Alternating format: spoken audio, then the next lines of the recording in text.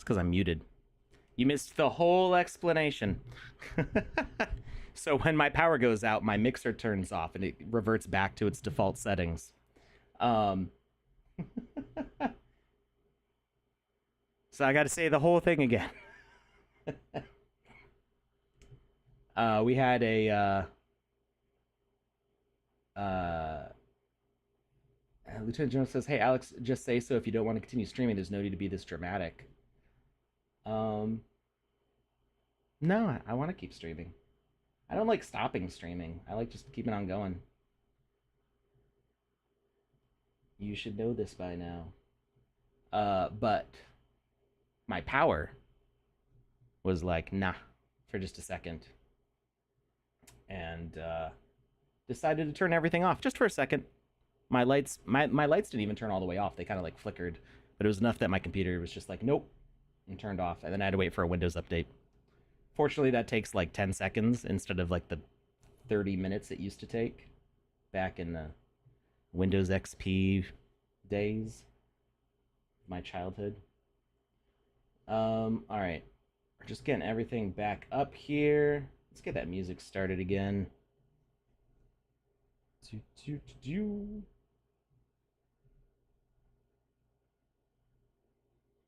Music. There we go. All right, we're back. What were we doing? We were talking about the Builders Challenge. After a brief interruption there. So yeah, we were talking about we need those assets. We need at least 3 different ones. So we're gonna pop those in. I do have a surge protection power strip, but that doesn't prevent your computer from turning off. That prevents your computer from blowing up. Yeah, I've got a nice big surge protection thing with a fuse in it and everything. I should have a PSU. So I've tried to buy a PSU several times, and I always get stuck in the research phase of which PSU I should get. For those of you who don't know, a PSU is a power supply unit, and or actually it's a UPS, uninterrupted power supply. I don't know, G, you might have crashed, but I lost power for a second. That's why it went out.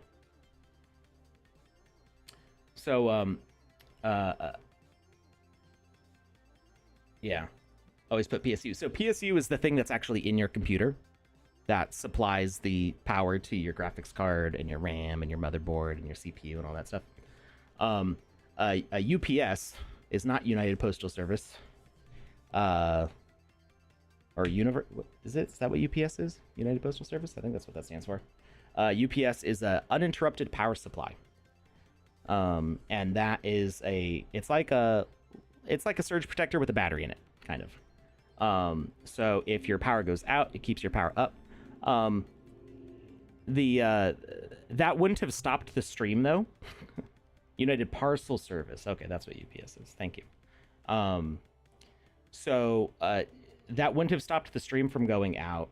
Well, I don't know. It might have, if my router was plugged into it also. But my router's on the other side of the room from my desktop, so I don't know if I'd be able to make those cables reach. I could probably swing it.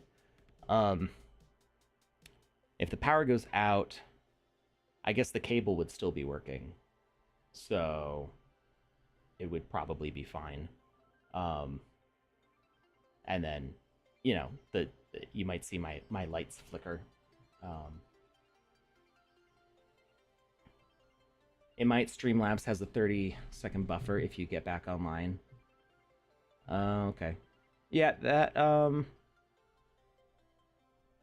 yeah, but I mean, even if the Wi-Fi router doesn't go out, then I think everything would be fine. Dedicated UPS for modem and router. So, like I said, I always get stuck at the research phase because I start reading the reviews, and they can be pretty expensive for a good one. And then I'm reading the reviews, and they're like, "Oh, you have to replace the battery every like 3 years or something," and I'm like, I don't want to spend like $800 on this thing Um, UPC for a clock even. Who uses a clock anymore? That's what my phone is. My phone has its own UPC for like 24 hours. Um, I mean, some people have generators for their whole house, right? Kick on automatically if they lose power. Um, but I rent a house. I'm not gonna set up a generator for a house that I rent. Uh, and yeah, I over the past 4 years, there's been multiple times that I've looked into getting a UPC. Um, they're pretty expensive, and I don't like the ideas of having to replace the batteries. It's really an insurance policy, right? Um, to like not get stuff corrupted. Um,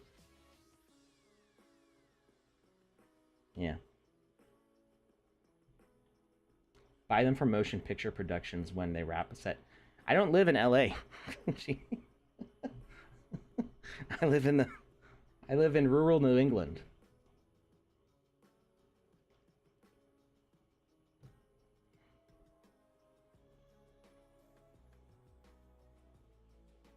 It's all trees and farms.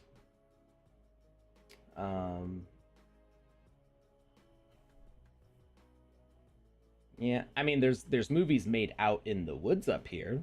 Maybe not right here, but you know, is it Stephen King makes like all of his movies in like Massachusetts and New Hampshire and stuff. So like they like film, I guess, but I don't know like where they have sets. Not where I am.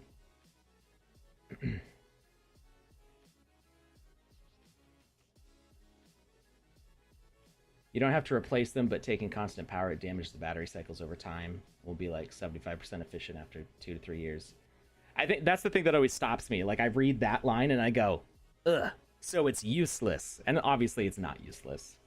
Um, it's just always whenever I've been like in the buying mood for a UPC, uh, I I get to that part and I'm like, ugh, but I want it to just last forever. What am I building? Well, we were working on this door. I probably have to redo everything. Oh no, it did save. Cool. Um, it even saved the last bit that I did. Sweet. You know, I think doesn't VoxEdit save automatically now? I haven't even like paid attention to that, but I think down in the bottom corner, it does this little like saved occasionally. Um, so we were building this out. We made it a little bit wider this way and a little bit wider inside, so that way when we put it up against terrain blocks, it doesn't overlap them perfectly in Z fight. When can you play the sandbox in Linux? I'm not sure what the plans are for Linux. I mean, technically, you can play the sandbox in Linux now, I believe, because there are tools that will. I'm not really familiar with Linux, but I know people have gotten the sandbox to work on a Steam Deck, which uses Steam OS, which is a Linux OS. So I'm guessing that it's doing like uh, it's using the executable files on Linux. Um, I don't know if you need to use, like set up. Is it Wine? Don't derail the stream. We're talking about power devices. We use 110 volts, so half the current we get here. Well, it depends. I mean, yeah, that's mostly what you get into your house, but you can set up other stuff. The regular outlets use 110, but you can get different outlets set up in your house. You can even get, I think, 330 for like for central AC systems and stuff.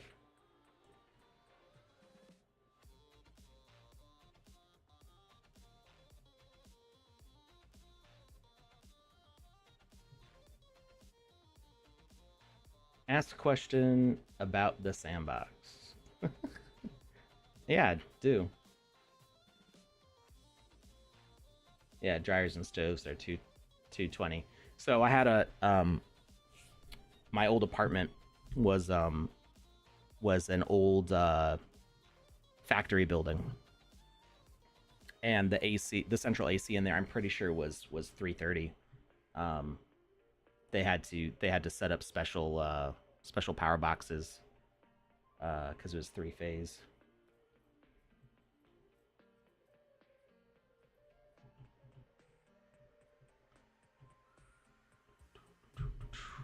All right.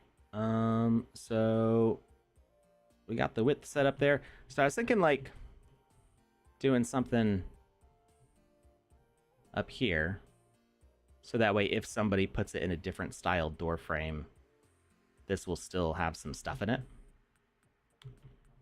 So I think I'm gonna use just this dark stuff here, and we'll make it the same width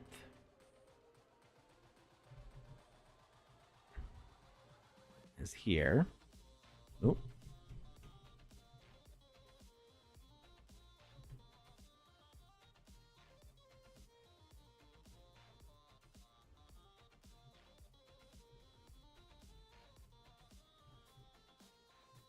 And so this may or may not replace the basic one. I mean, it'll probably, somebody will have to approve it. But let's we'll trace some little wirings through here.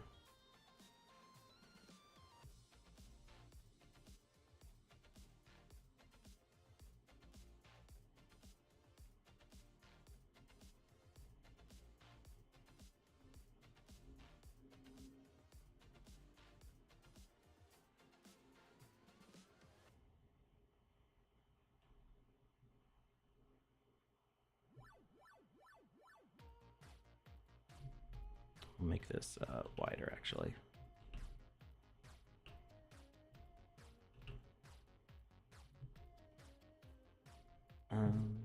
Oh, did I set up the text-to-speech again? Is that working? How can you download it in Linux? You can't. There's no Linux published version.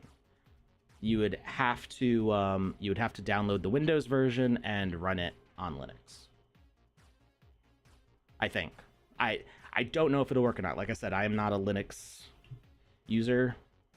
I do know that people have successfully played the Sandbox on their Steam Deck, which uses Linux. How can you download the Windows version? You can just go to sandbox.game.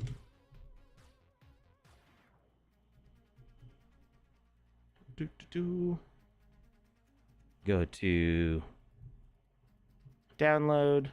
So you're looking for the game client. Did you say play or build? Which one did you want to do?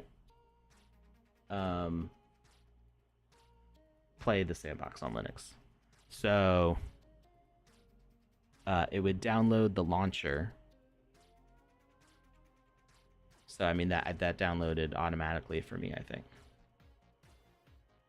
Yeah. See, it went again. So you would want to install the launcher and then run that in Wine, and then it would do the rest of the installation in that emulator or whatever. Is Wine technically an emulator? I don't even know. Is it just like a conversion space?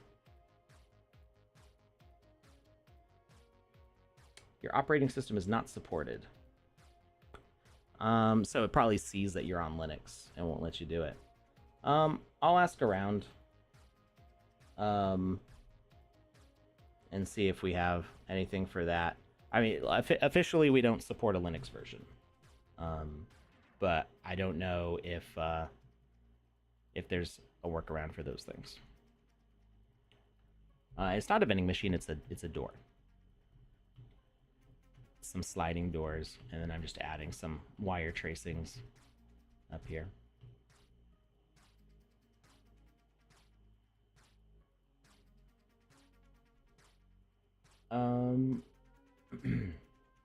I did know that you're not allowed to use the Red Cross. You should warn them about that.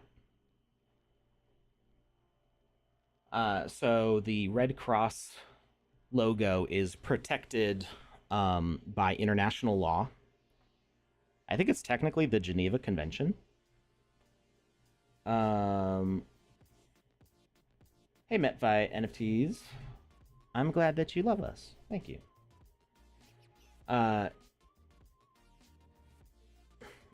Yeah, don't download anything from people. I'm technically the ambassadors shouldn't be sending you files either. Um, we love our ambassadors. We hope the ambassadors have the best intentions for everybody, but there's always the possibility of there being some nefarious, person doing an inside job and trying to get away with stuff. That happens in companies all the time. So,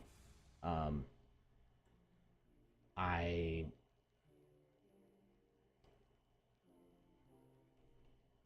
yeah, it's a risk. It's a risk we recommend you don't take.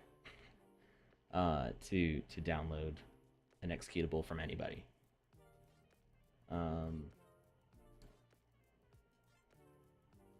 Partition or use some app to run like VMware. Yep, you could do stuff like that too. So basically, you would dual boot to Windows, or run Windows in a window.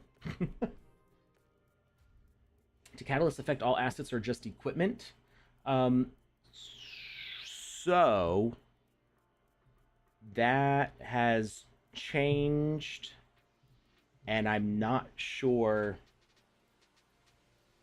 exactly what's going on with that. Last I knew, the official word was that catalysts only affect equipment.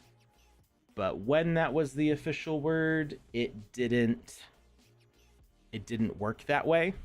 Like there was the 0.9 was a very transitional stage between 8 and 10. And there were some new features that were being added for like layer 2 and stuff that didn't work in 0.9, that now work better, but not necessarily the way that I expected them to. So technically, from what I was told, catalysts are only supposed to apply to equipment. However, they do still seem to make a difference on characters. So like we've got Blaze Games A-Bot here. It's got these attributes. So it's got power 23. So if we put it as a predator and we go to edit its attack settings,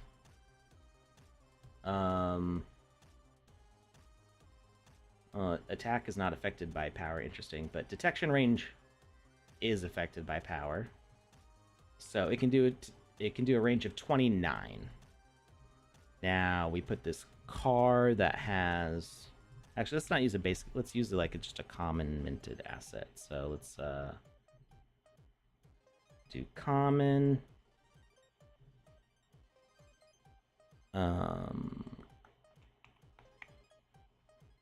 Where's somebody that doesn't have power? We can't go by type here. Let's see.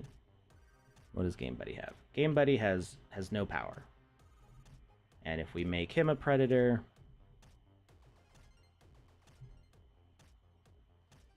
detection range is 14. Now let's see if we've got one that has power. Maybe this guy?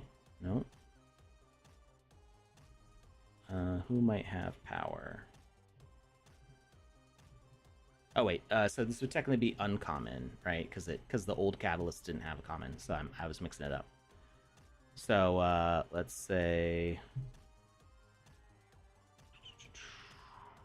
bats have some power, right? Nope, they just got speed. Mech Decker has speed. Magic Mushroom has luck. Jazzy, the Street Punk's got speed. Where's somebody with power? Here we go. The Cypherverse Photon Ranger has power.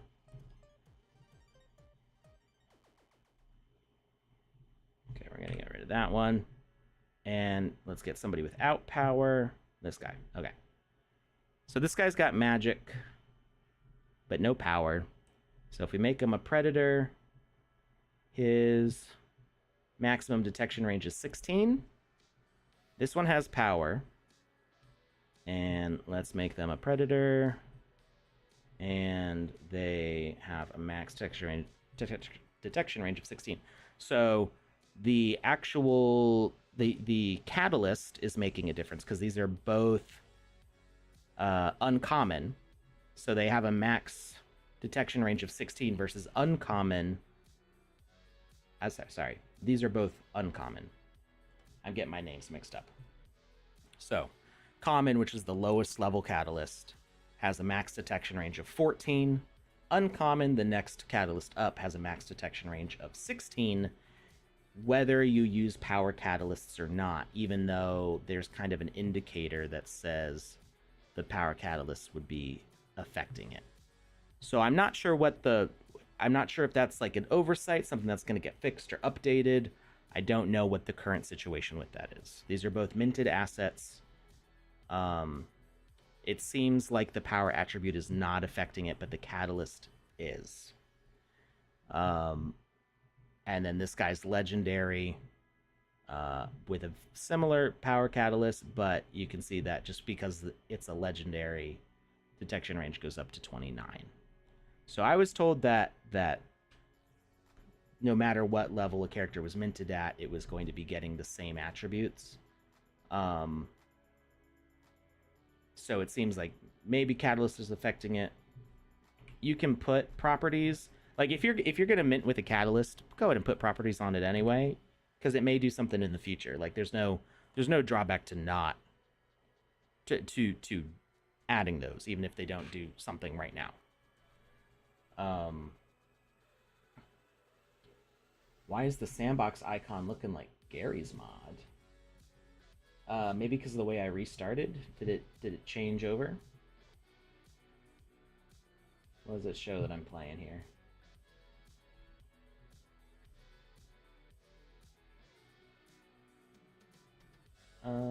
It says I'm in the sandbox.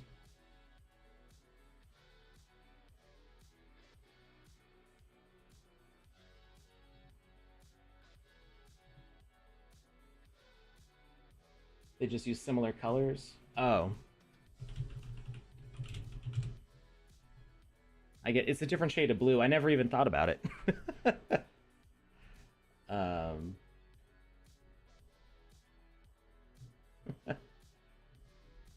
You like the sandbox icon more? I like the sandbox icon. I like that, like, it has that kind of collegiate, like, letter jacket style to it. Bold and blocky.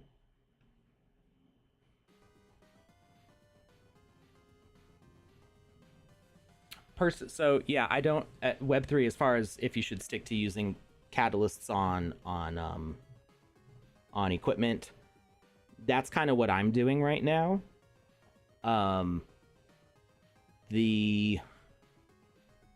Let's see, what does logic? What if I put logic as a predator? I'm wondering, like, what will it do?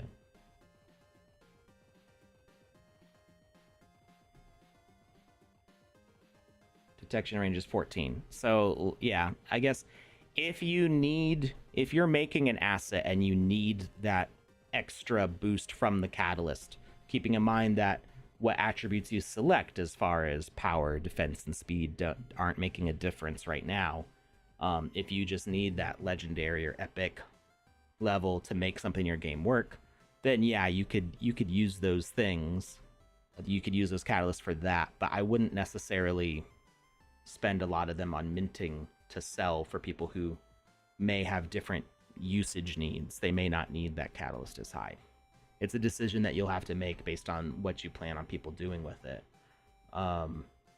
Personally, I'm planning on saving more of my catalysts for minting equipment, because there it definitely makes a difference for players, and that's not planned to change. Catalysts work on props. Yeah, so that's what I'm pointing out now is that the catalysts do affect the max level of stuff for some things.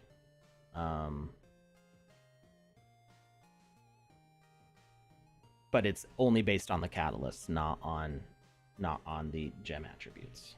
Not that gems are a token anymore. So this guy's uncommon. If you wanted to have a healer. So honestly, you don't need healers.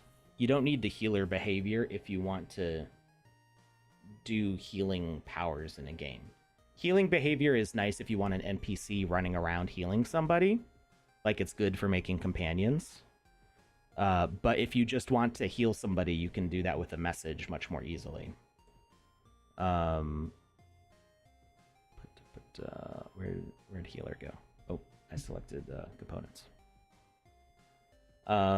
So healing range says it's affected by luck. It's not. So 5.3 and 6.3. So yeah, having a catalyst, a higher catalyst, will increase the healing range. Healing value 72, healing value 41. So yeah, actually, I think all these attributes are affected by catalyst level.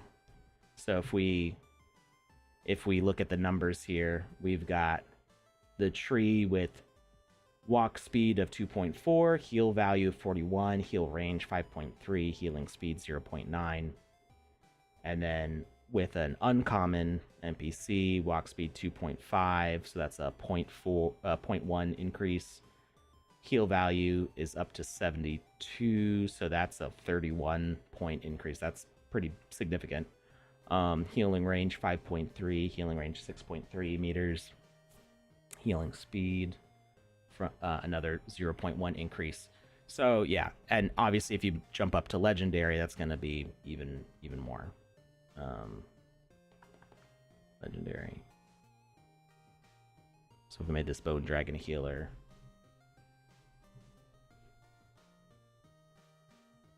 walk speed 4.2, heal value 655. Whew. Yeah, so Wizzy the Blue is a healer. I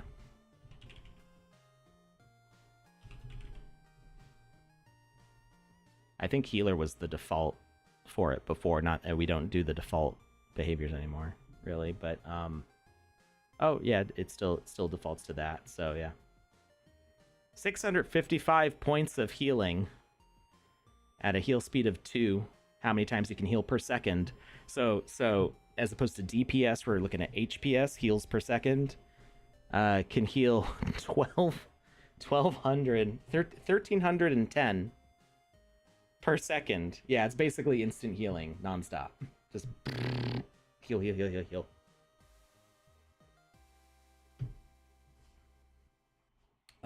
But yeah, so but that's the same for any legendary. So we see that also with the Bone Dragon. So the catalysts are currently making a difference on that. I thought they weren't going to come 0.10. And they are, and that it's different from what it was before because the gem values are not providing a boost on those specific values. So I don't know. Technically, all the Wizzy NPCs are legendary.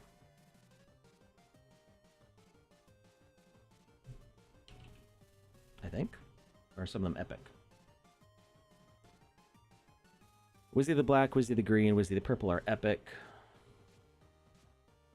Wizzy de los Mortos is rare. Oh, I didn't remember that.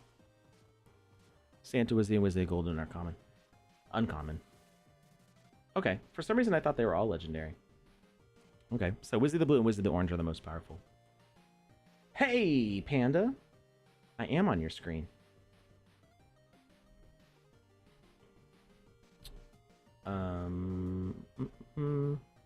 Now the question is, are they filtering correctly if I select humanoids, not humanoids, people, fantasy, wizards and witches, there we go, along with Hagatha the Witch, the Mirror Sorcerer, and Dark Witch. What? I have an epic and a rare? Why is that? Why are there two? Interesting. Did they get reminted on Polygon?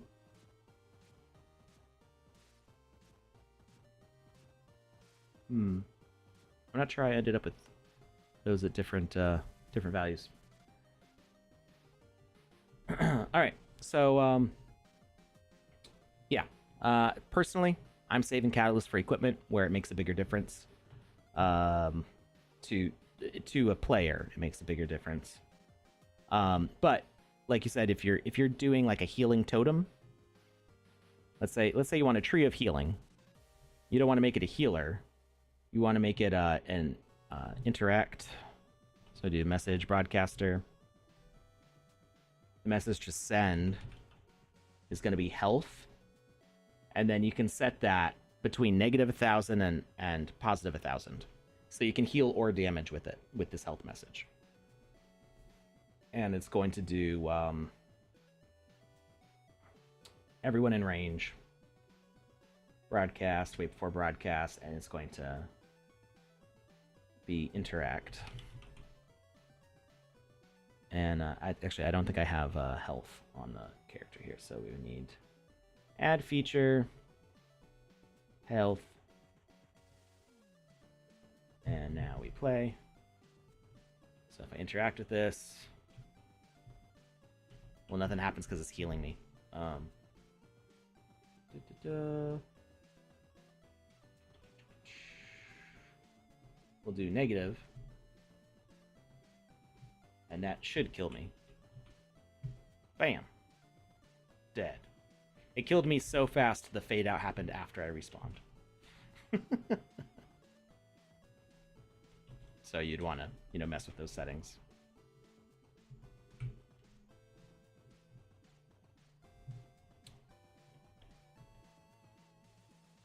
Alright, I'm gonna get rid of that. Alright, back to this door.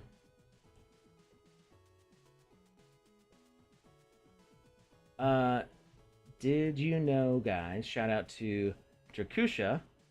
Streams crypto-related game content, so make sure to check them out if you like crypto. Okay. Hey, Drakusha. I know, I've seen your name in the chat before. Alright, let's get back into VoxEdit here. And,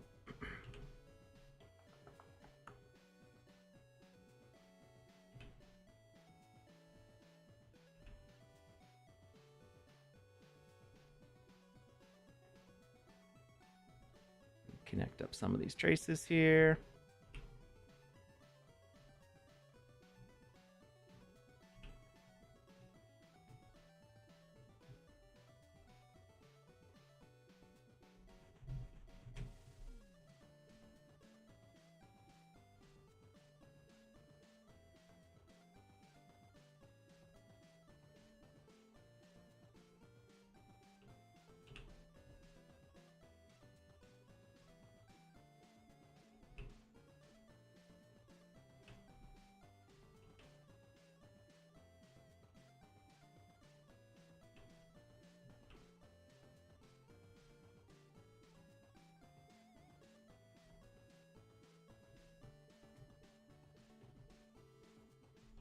All right.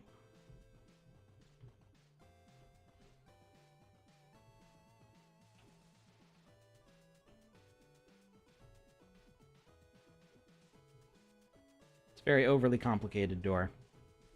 But it's the future. It's how we do.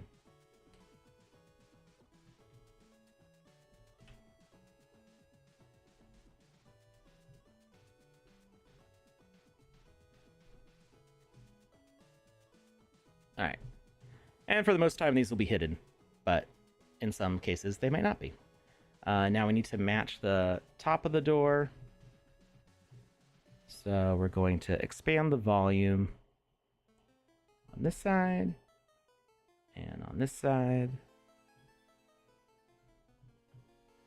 And then we're going to take half the door. Ooh. Turn off the mirror, and go that way, and take the other half and go this way, and then copy the middle bit.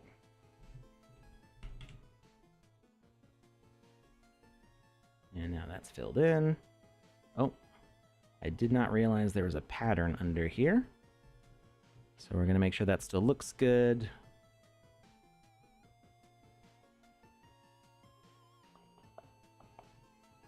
So I think 1,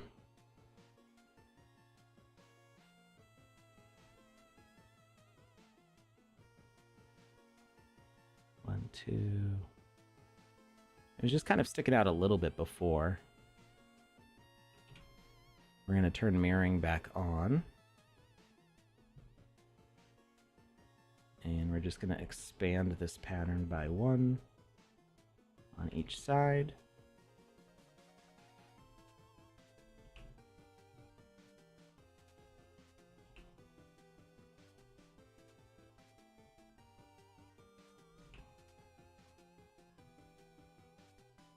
And now it's even.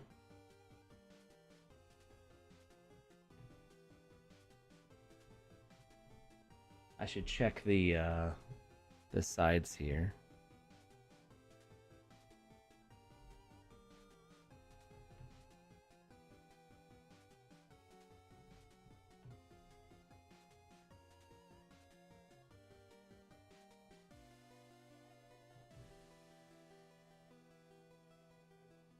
I think I'm actually going to raise this up.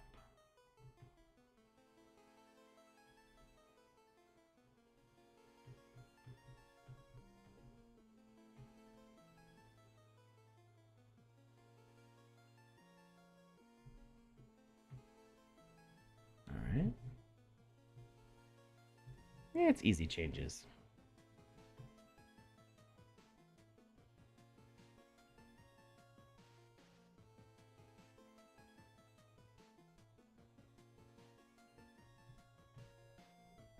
Alright, so now... Oh, did we expand this one inward yet? If we look at the grid, we can see that we did, actually. So these grids...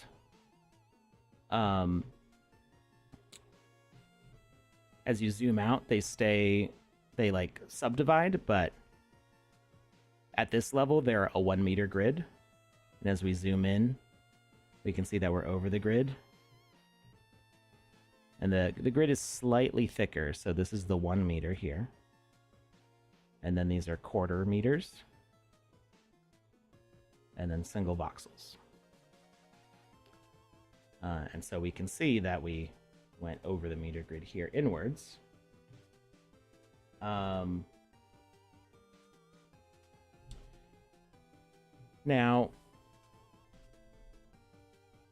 I don't know. There could be a case where this is used at the edge of a section.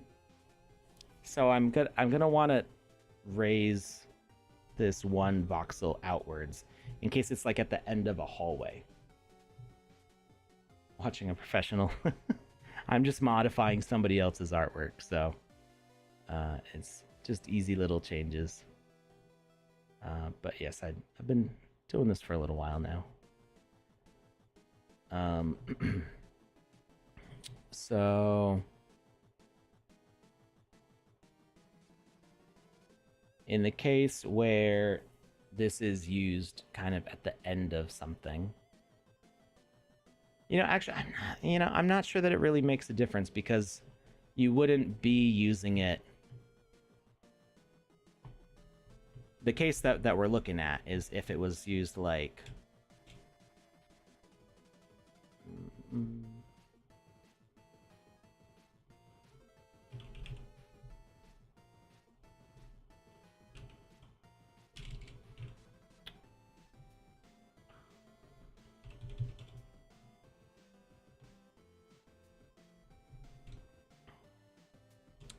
Oops, like this.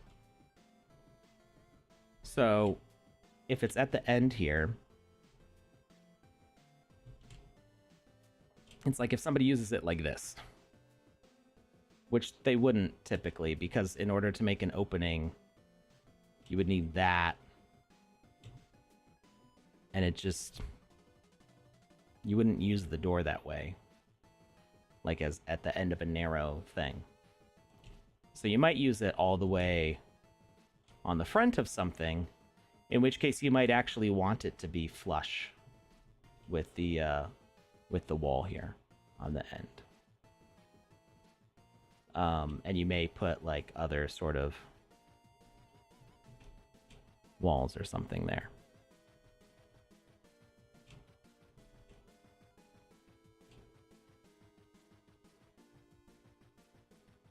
Like that. So in that use case, I probably... It doesn't really need to expand outwards in that direction.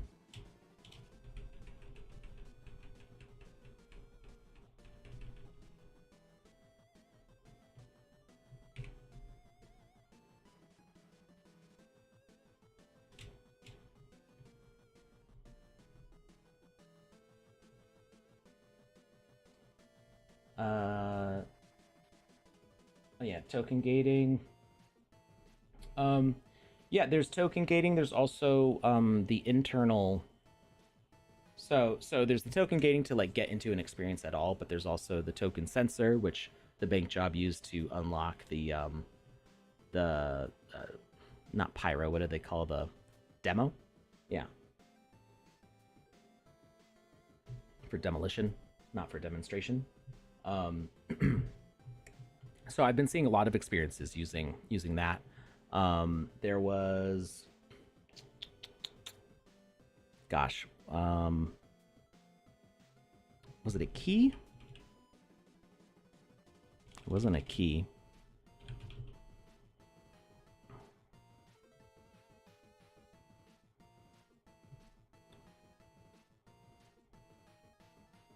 I wish I could type in the category thing. Oh, passes. Here we go. Entanglement. Entanglement had all these different tokens for like unlocking their experiences, which was pretty cool. And I've been seeing that popping up in more and more experiences where you get to unlock sections of the game or special equipment or like a secret passage. That's how a lot of experiences are monetizing, is by doing that. And the nice thing is that you basically get an in-game shop when you do that. So if you like, say,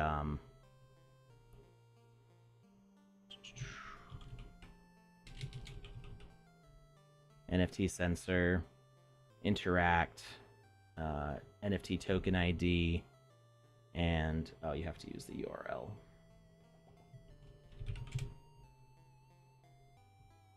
It's not, you can't buy in the game, but it does like bring people right to the asset. So if we say, I need to pick something that I don't have.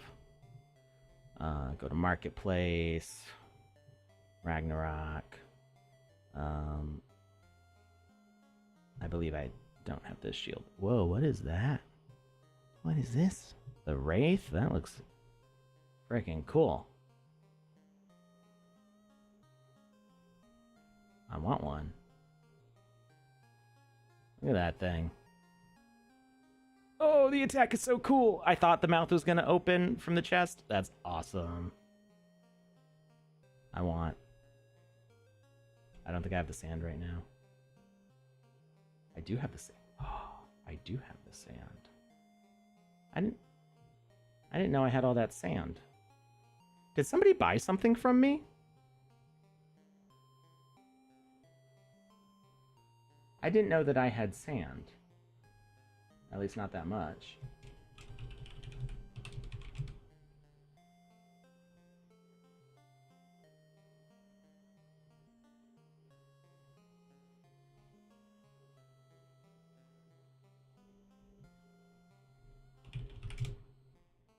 Interesting.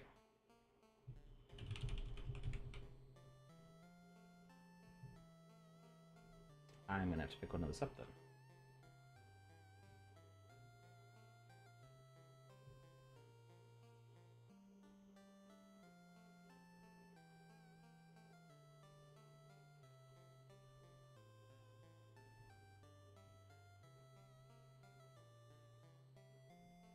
Andy Ritchie says, we will be giving away 200,000 Boop Goop during Builders Challenge 2. Cool. Back and you have caffeine. All right. I've been liking the, not sponsored, but hey, Monster, hit me up. I like the sugar-free ones. Ultra Fantasy Ruby Red. This is like grapefruit flavored, I think. It's pretty good. And it's got cute little cartoons on it too. Okay, so anyway, let's grab this asset URL for one that I do not have.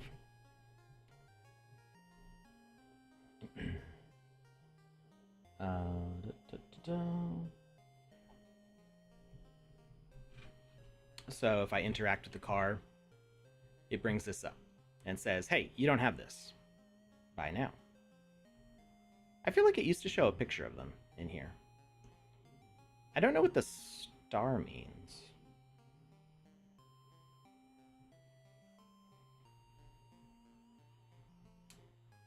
And so when you click buy now, it brings up the store page. So that's one way that you can do those things.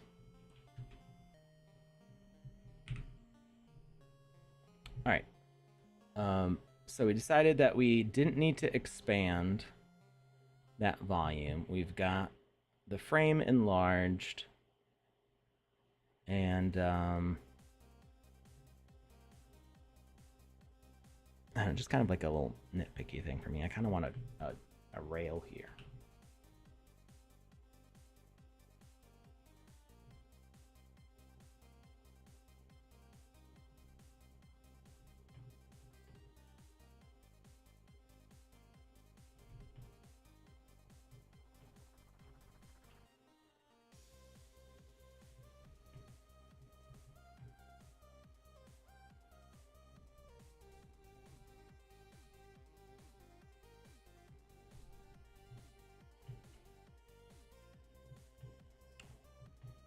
And now, when it opens, it looks like that.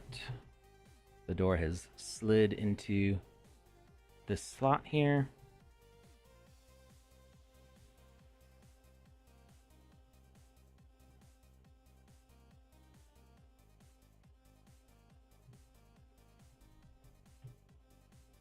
Something about that doesn't look right.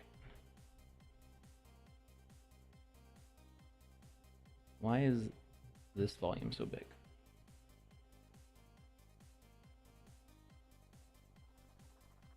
We can trim that.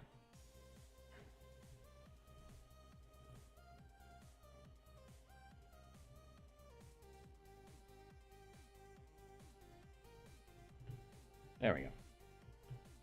That's better. It trims automatically when you upload, but I like trimming it ahead of time.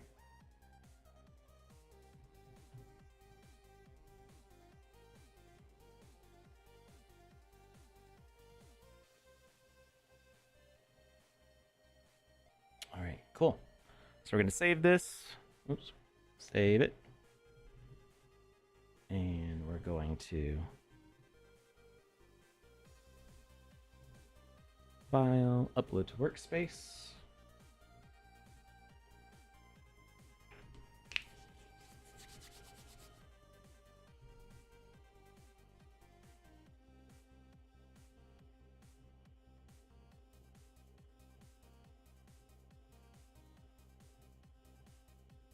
Yeah, creating a liquidity pool, that definitely, there's a whole bunch of regulatory hoops to jump through.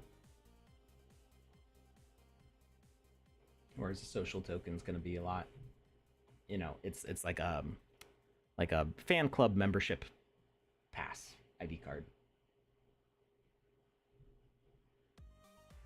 All right, so we're going to select prop, confirm type, large space door test.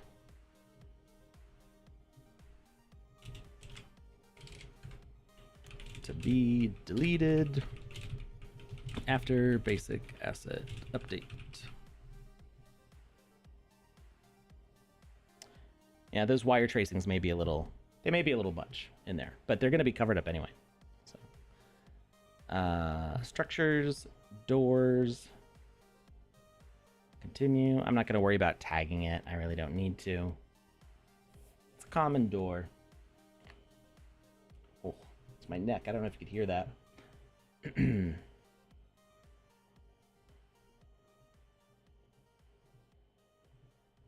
All right, animations look good. Maybe a little bit slow, but we can actually speed that up on the Game Maker side. And you can tell when the library updates when you load in, load out. Oh, it might actually. Usually, like, there's kind of like a lag when it loads a new asset, but it might not do that because it's not actually on the map. Let's hit replace. This is going to require me moving all my doors, which is kind of annoying. Replace large space door with large space door test.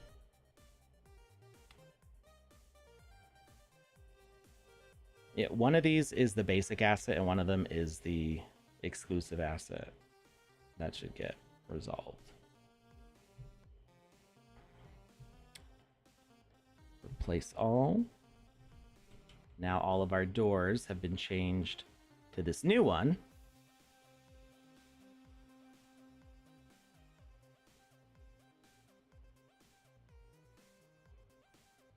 What I might actually do is just inset this door.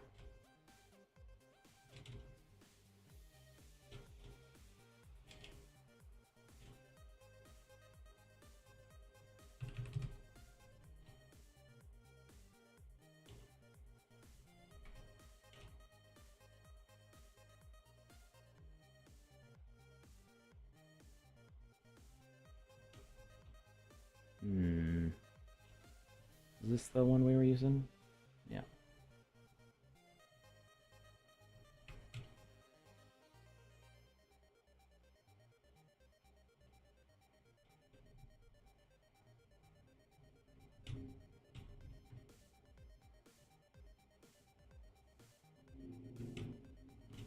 I can see it. The wall, the interior of the wall was gray instead of black.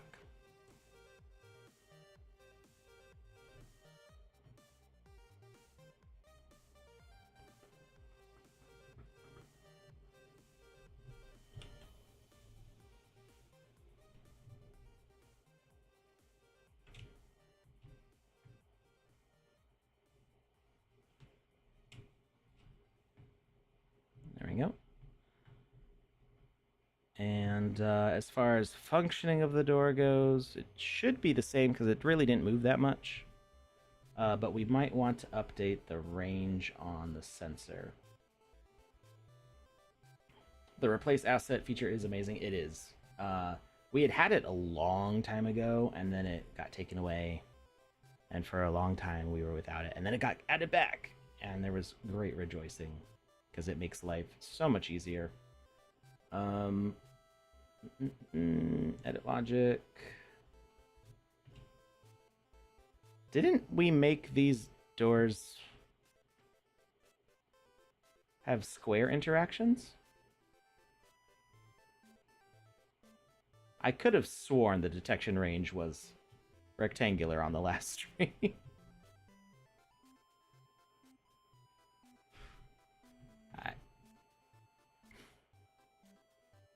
I'm not crazy, am I?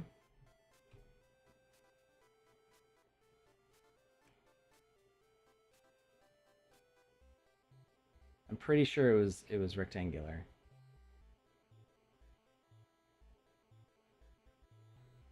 All right, so let's fix that then. Switch it to rectangular.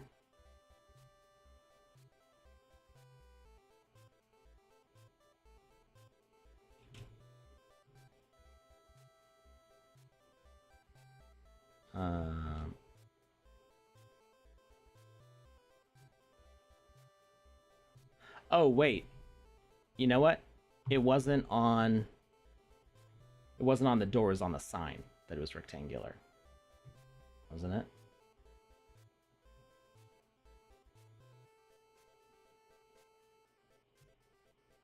because we did want it to be like right in front of you when it opens up. So that was a sphere. It's this that has the rectangular. There we go. I wasn't crazy. I was just misremembering what we were looking at.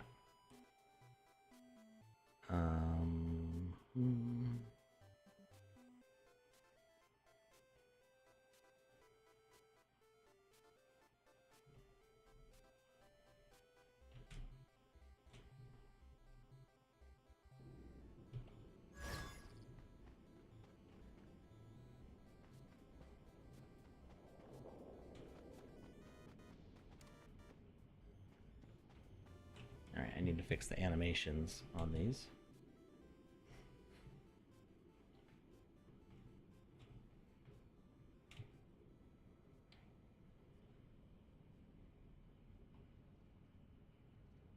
Opening animation should be opening. Closing animation should be closing.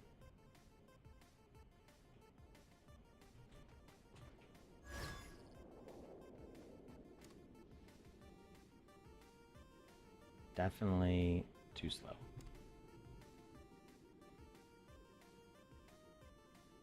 Oh, I don't think we can change the speed on this, though.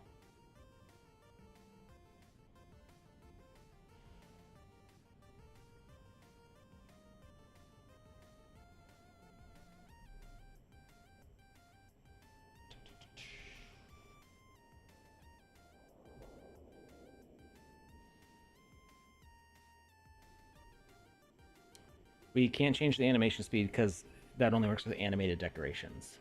Now, we could make this an animated decoration, but I don't want to change all the other logic that we have going on. So we can just leave it at the speed that it's at. I may recommend that we update the actual asset to have a faster opening and closing, because it does feel sluggish.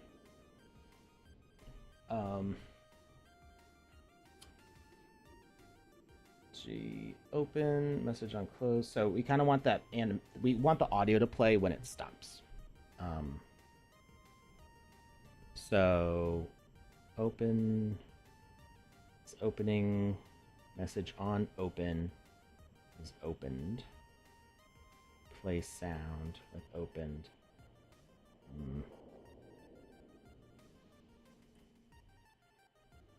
So that's not going to help us much, unless we have a better sound now. Let's see what audio we got. I think we still just have the, yeah, not a lot. We're gonna leave it as is. We're not gonna stress about it.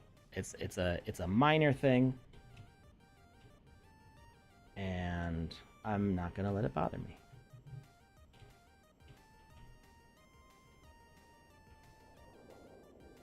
But I think we will update the asset to play faster. If I have anything to say about it.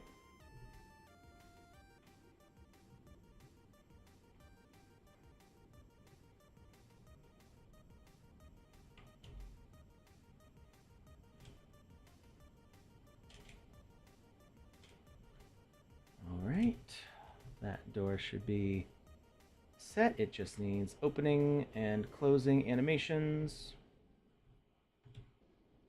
And let's see, this door.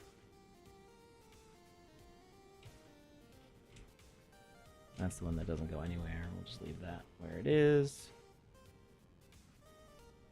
And this one is good where it is also.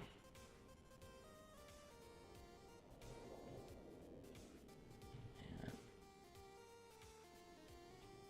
that one is also good where it is, but this one actually opens. So we're going to set opening, closing.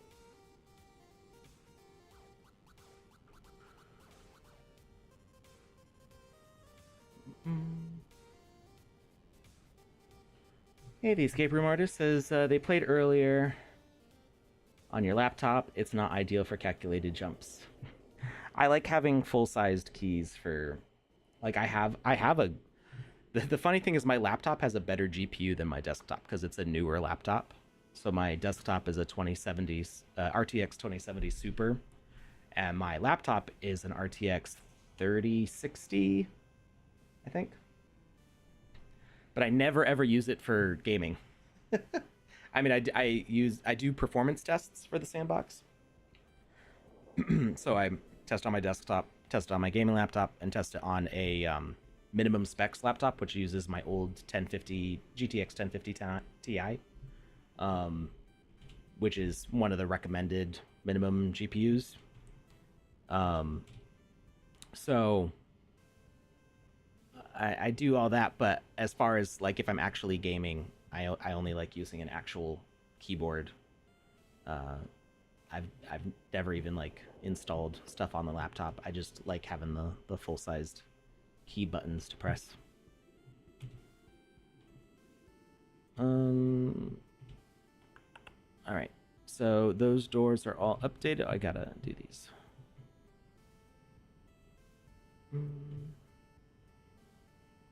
So we can actually inset it halfway. That. And maybe we'll do...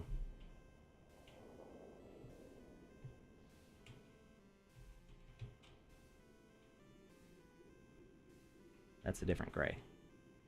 Is it still the same black? Oh, okay, there's just a lot of light around it.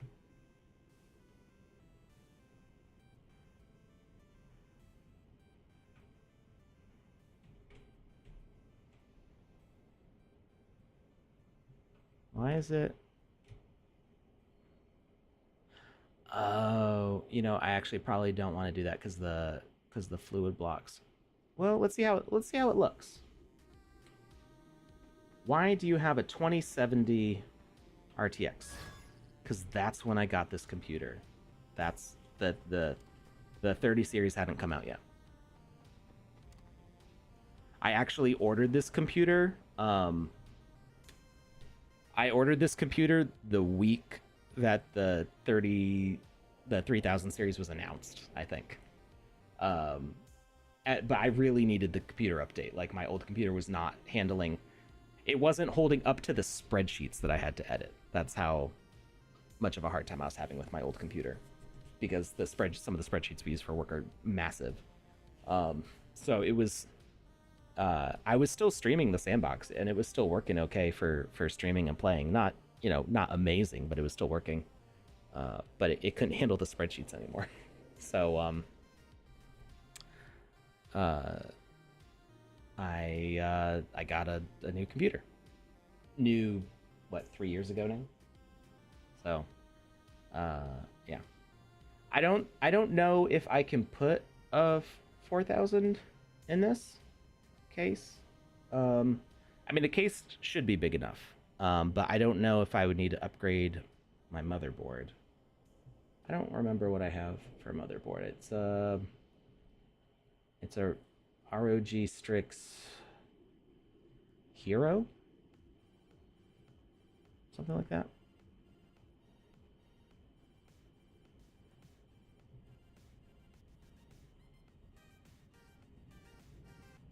But my computer was like about as good as it could be at the time that I got it.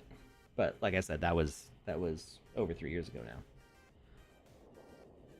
now. And really, I mean, I haven't had a need to update my graphics card, because if you look at the performance increase from each series, the basic performance of them hasn't increased as much as the ray tracing performance has increased, and I'm not doing a lot of ray tracing stuff right now, so you know, it would help. But obviously, if my neighborhood can't handle my computer right now without getting a rolling brownout, then I don't know if getting a 4000 series card would be all that good. But yeah, doing all this on a 2070, 4K gaming.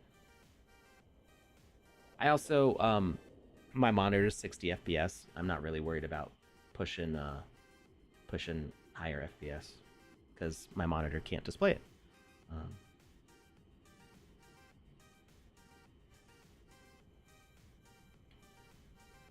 What do you mean your 3000 series is a potato? How? Why? Why is it a potato?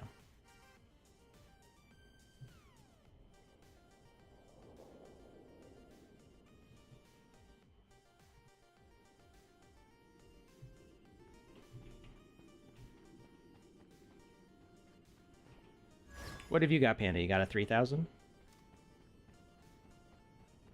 A Mac Pro has been wonderful for everything for all my coding, but laggy for calculated jumping in TSP. It opens so slow. It actually kind of looks good with the goo, though. Like...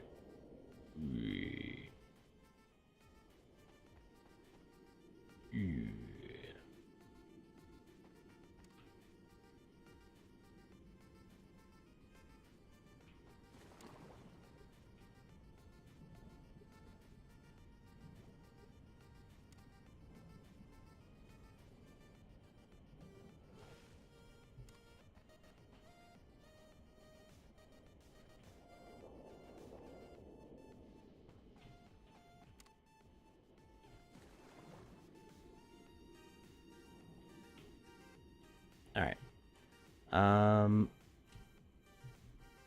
So I think the idea was just to do this.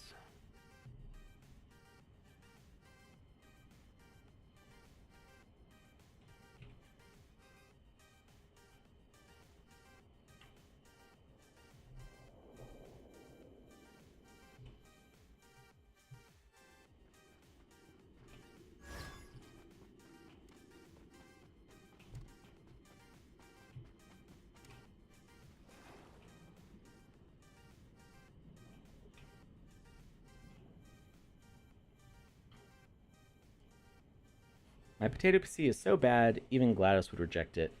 Um, for those who haven't played Portal 2, GLaDOS gets powered by a potato in that one. Funny enough, my standard for like what's an acceptable PC is probably lower than a lot of people's. I mean, I'm probably spoiled now because this computer literally does everything as soon as I ask it to. Like, I don't... There's virtually no waiting for stuff. So, you know, I have to wait like 1 second, maybe 2 seconds for something to load, and it's like, what's going on? Like, I've gotten very accustomed to what a very fast SSD and a good multi-threaded CPU will do. But for the 10 years before that, well, it's before this computer, I had the desktop that I was using when I first joined the Sandbox. But from 2007 to 2015 or 16, I was using a MacBook Pro, a 2007 MacBook Pro. And I would dual boot. First, I dual booted Windows XP, and then I dual booted Windows 7 on it. And I ran that thing into the ground. I played all of Skyrim on it. I played Portal 2 on it. You know, Far Cry 2, Fallout 3. I think I tried to get Fallout 4 to work on it, and it didn't go so great.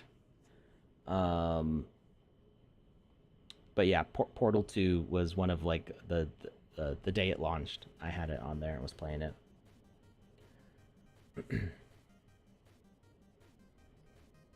Need to get Linus to do a Sandbox optimized build.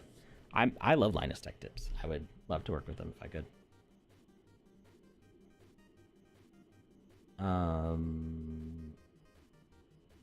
Yeah. So I don't know if you can dual boot on the M1 Max anymore. So I went to school for graphic design. I grew up with the Macs not being cool because you couldn't play games on them. Not that I was allowed to play games, but everybody I knew had PCs. Nobody I knew had Macs. PCs were definitely the cool gamer ones. And when it came time for me to go to college, and my dad was talking to the professors and being like, hey, for a graphic design student, what do you need? And they're like, oh, we all use Macs. I was like, no, I don't want to use a Mac. I was very upset about it, and then it's all that I had, and I got used to it. And I was lucky because that's right when Intel Macs were popular, and they were getting a lot of game ports. So there were a lot of I was able to play was it Tomb Raider Legacy or something like that? I don't remember which Tomb Raider game it was. But a whole bunch of games got ported to Macs around that time. I was playing Guitar Hero 3 natively on my Mac. Um, all sorts of fun games were coming. Steam came out for Mac not long after that. And there were also a lot of like homebrew port kind of things going on where you could play Half-Life like in a wine box. So there was a lot of cool stuff with that. And then I started dual booting, and I was able to do everything. And my Mac had an NVIDIA graphics card in it, which liked to melt it. I actually got my logic board on that replaced 3 times while it was under warranty because it kept on overheating, probably because I was playing games on it that it wasn't supposed to. But it held up for a long time, and then eventually just it was just getting too old, too much like damage to the hardware from just years of use and various issues that it was having. The screen, half like the LED lights weren't lighting up correctly. There were all sorts of like broken things inside, and it had reached the end of its usefulness. All right, but yeah, for a long time I spent, I would just jump back and forth between Mac and PC. So whenever people are arguing about Mac and PC stuff, I'm like, I was able to do it with both. I was fine. It's really it's what people say about art tool, like artists and tools. Like, it's not the tools that makes a great work of art, it's the artist. It's not really the like the hardware does make a big difference in like what your computer can do, but the operating system is not really. The operating system doesn't make or break the system. It's the user. I was able to get away with everything on that laptop. All right. Did I fix the opening and closing on this? I did not. Opening, closing. Opening and closing. All right, I think those doors are all set. What else we got going on? These doors can be inset, probably.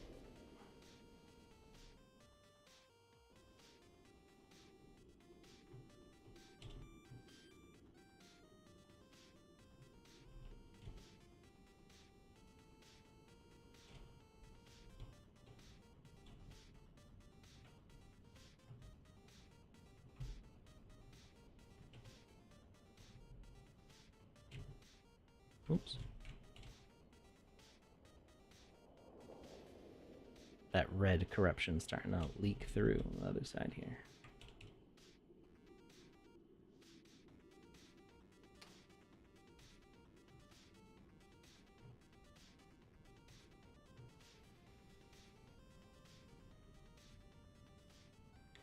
Yeah, Windows. Apple has been making a lot of weird choices lately. Um, they definitely have their like almost like cult like following.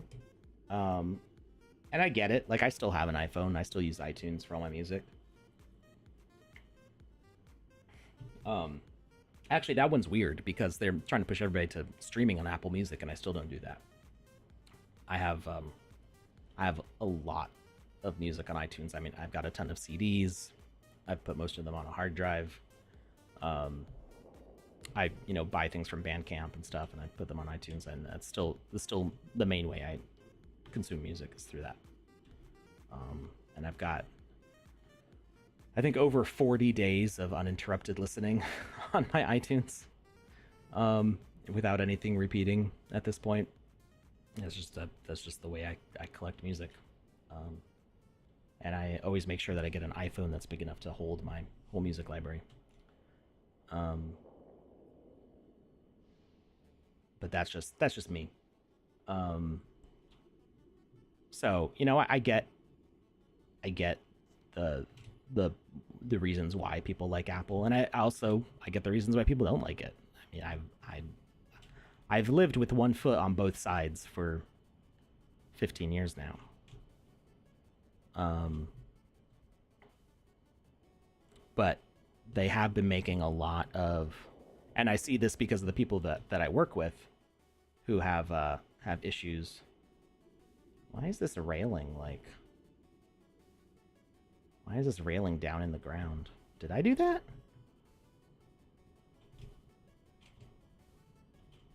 That's weird.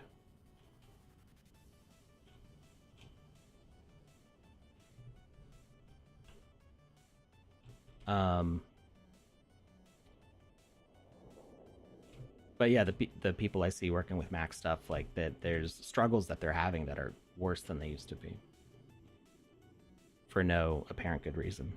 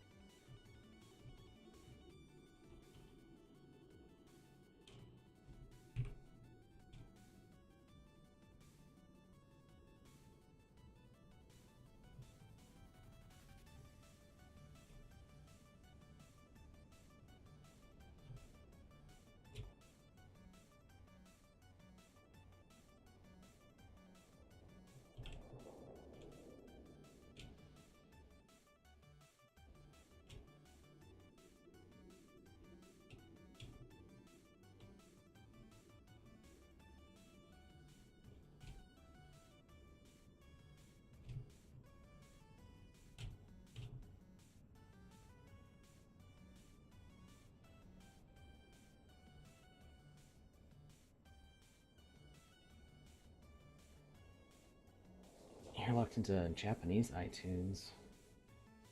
Wait, are you in Japan or Canada?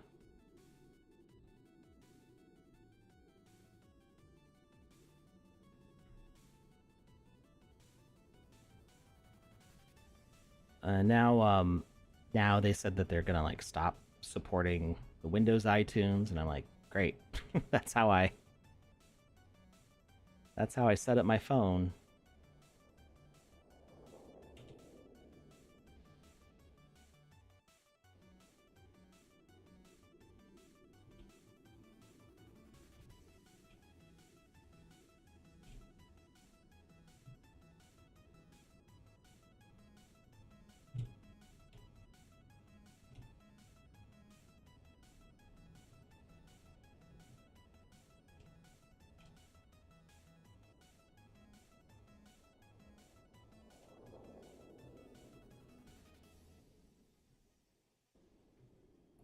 Fix this other railing. Or, I may even I'm going to delete that one and duplicate this one.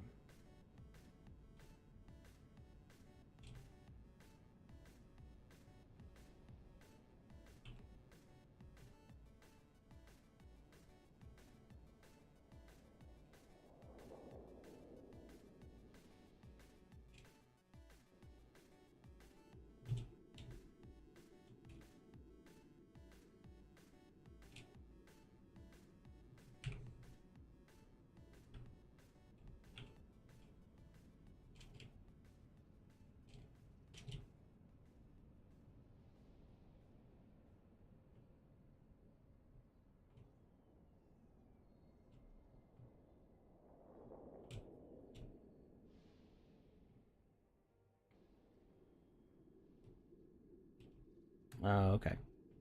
Going back to Japan. Um,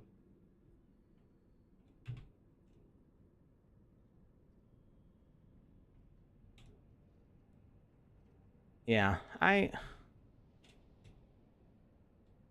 one of the things that I'm hopeful for, and probably won't see much on this, at least not for a long time, is that the the global enjoyment of various kinds of media, I hope, makes less I didn't like that change. That's fine. I hope it makes it easier for people who want to, you want to get this album from Japan or whatever, having like different release dates in different countries, and like, oh, you can stream this here but not there.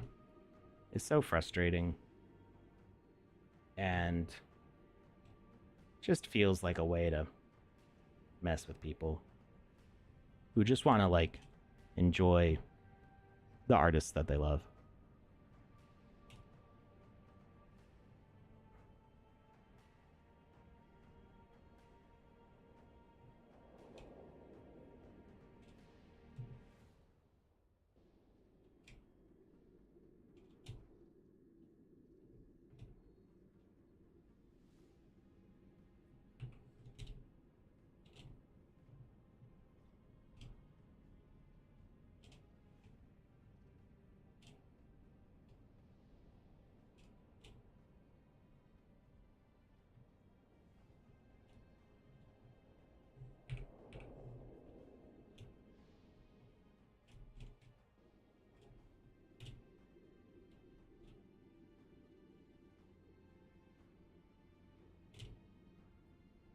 Wait, these are flipped around the other way. Why?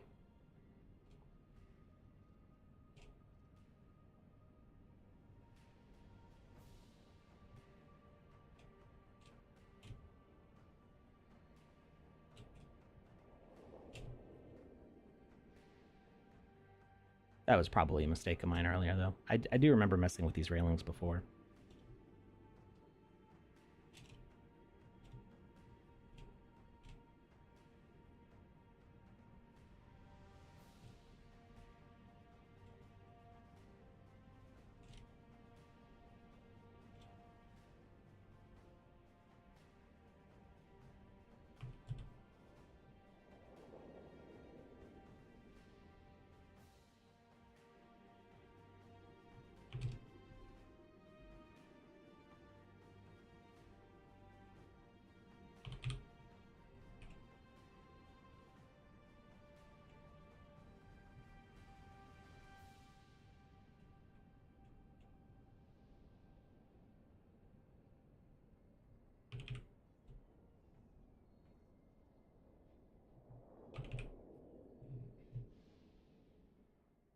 Uh,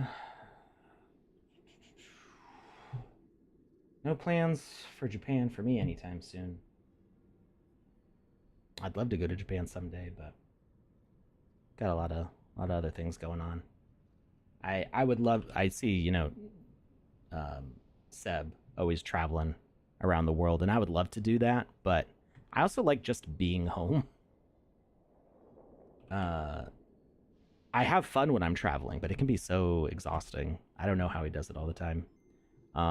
And I've got two little kids. Seb has a little kid too, at least one. Um, but I don't like being away from my kids that much.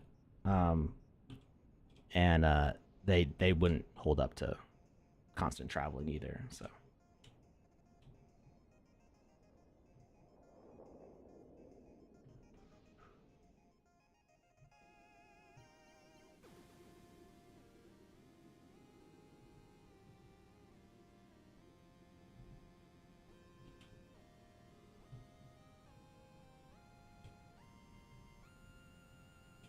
like I don't like being away from my kids for extended periods of time. Just you miss out on a lot. So I would like to bring them with me, but it also doesn't make sense to do, bring them for a week to when I'm at a conference and then they don't get to, you know, do anything really.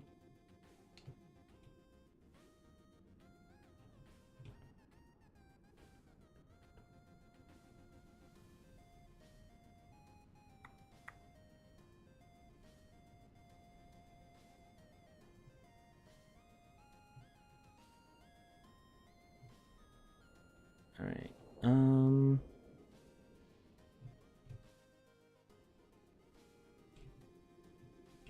Goes back.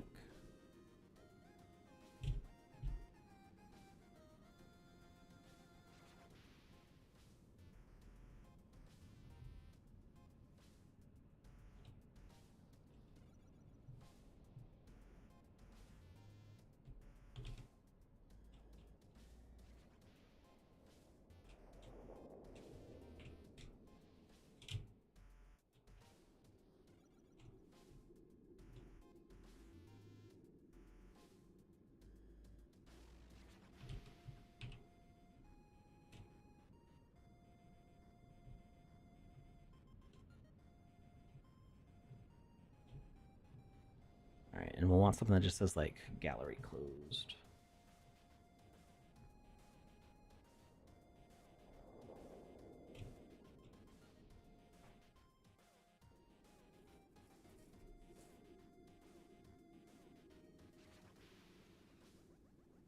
Web3 says, "Hey Alex, will the Sandbox ever have like an event calendar?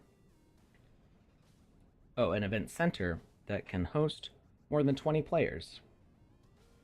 Um, I'm not sure what our plans are for raising the player cap. Um, it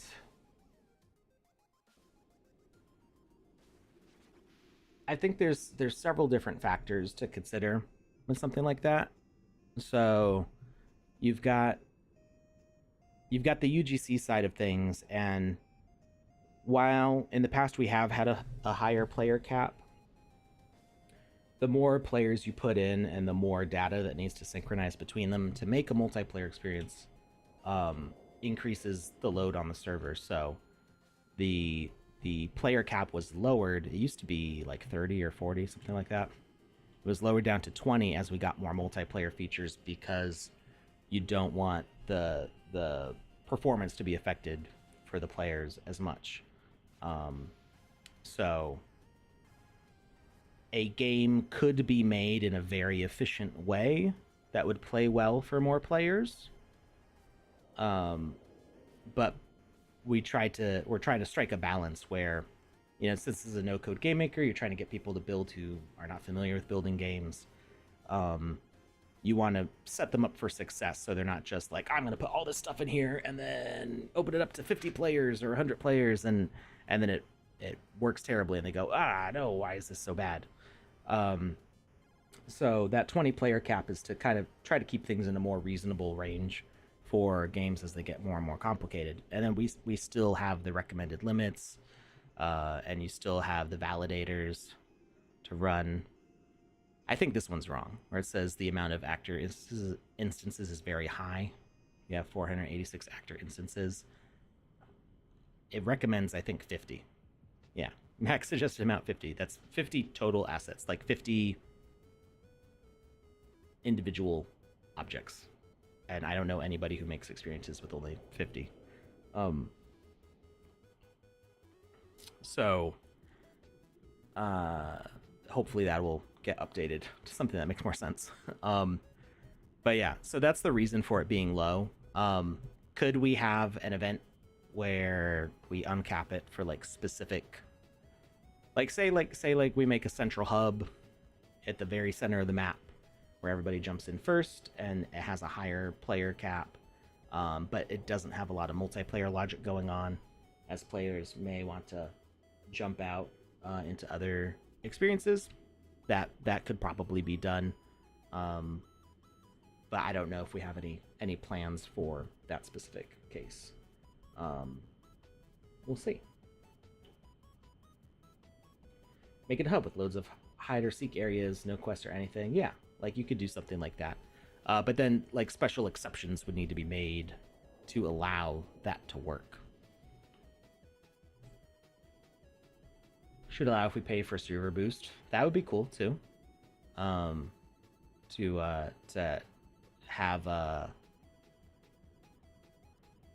so like maybe land as a concept, land has a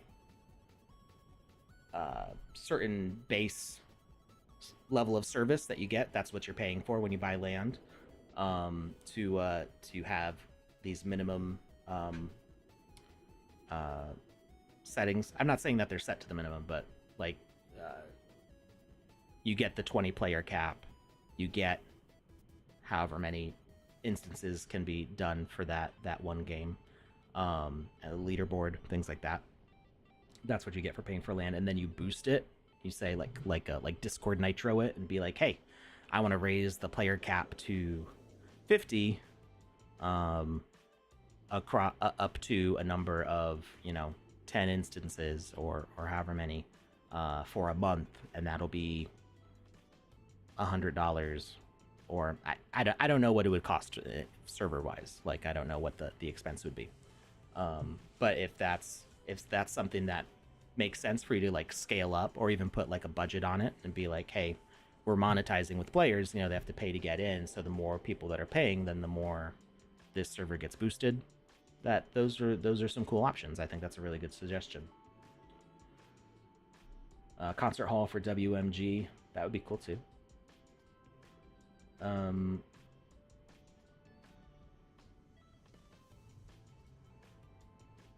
Mocha Club looks huge. They might get the bump.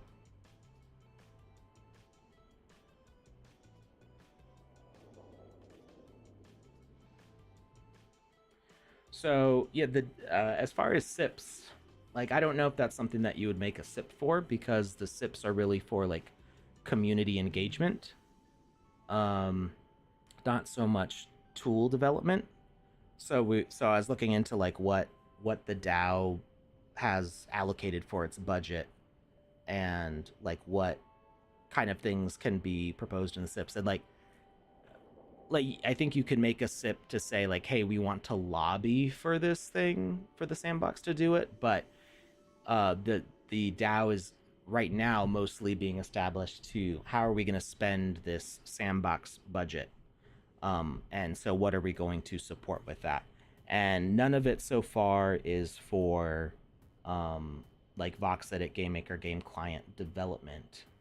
Um, uh, So for now, it's mostly like, okay, we have this budget. We can use it to promote this charity. We can use it to support these artists and these builders. We can use it to fund these events and the development for those events, as far as like paying creators and artists to make the content for that event, and making rewards for those events. Um, and yeah, not a lot of it has really been reflected on like the actual operations of the company, but I mean that's something to discuss in the DAO forum.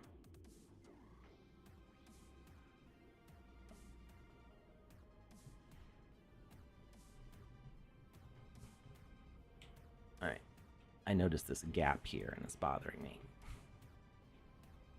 but I don't know how much I can move.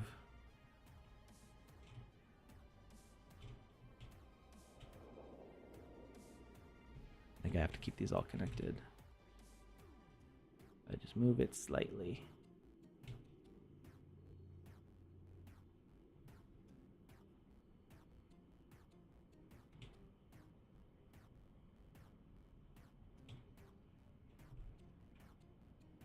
Because it pulls it on the other side. No.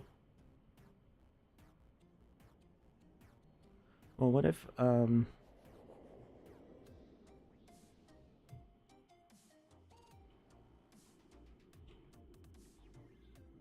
does it need all those blocks around it? Oh, kinda.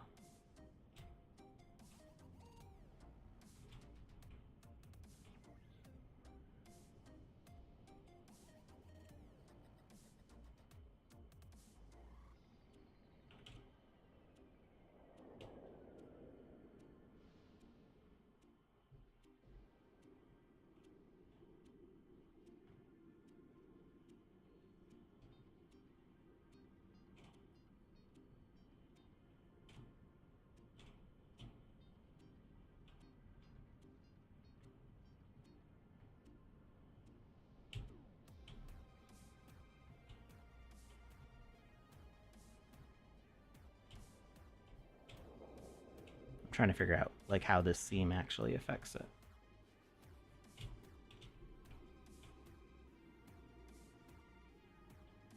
Oh, it just kind of overlaps those. That's fine.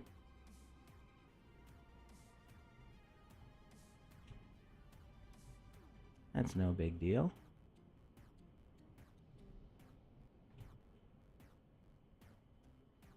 That does kind of make that stick out far, though.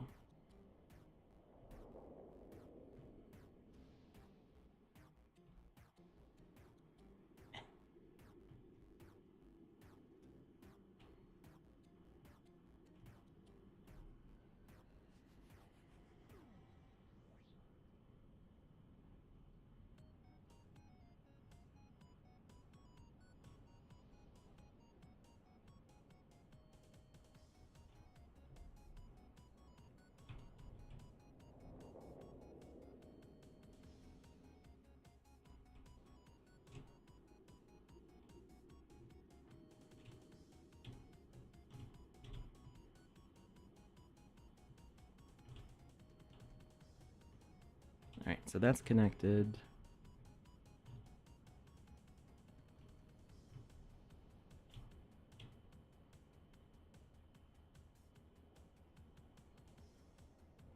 I think I'm okay with that sticking out. Not okay with this, though. What's up with that? Get that out of here. Oh, it makes a gap on the top. What? Oh, is this whole thing supposed to be elevated?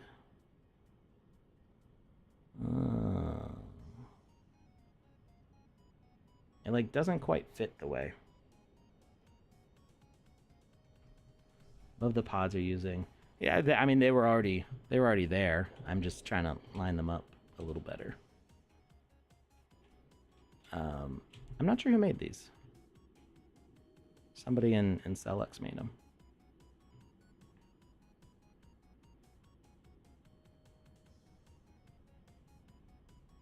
Why is it so elevated?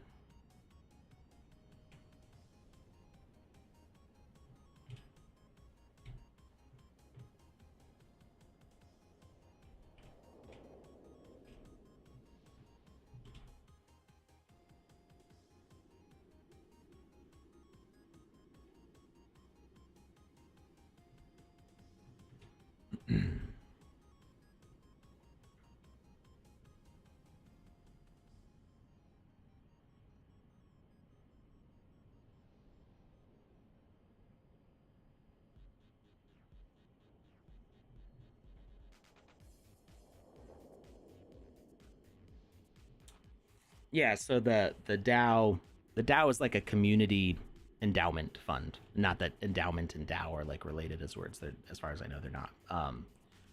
So, but it's a way for the community to like fund things that they would like to do, but it doesn't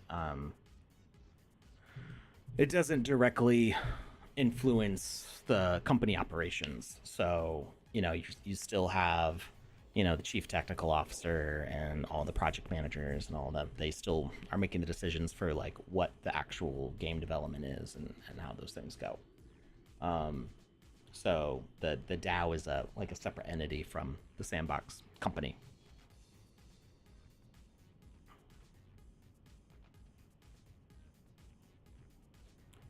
But that's why like what you see it for all the SIPs, they're all like community focused things.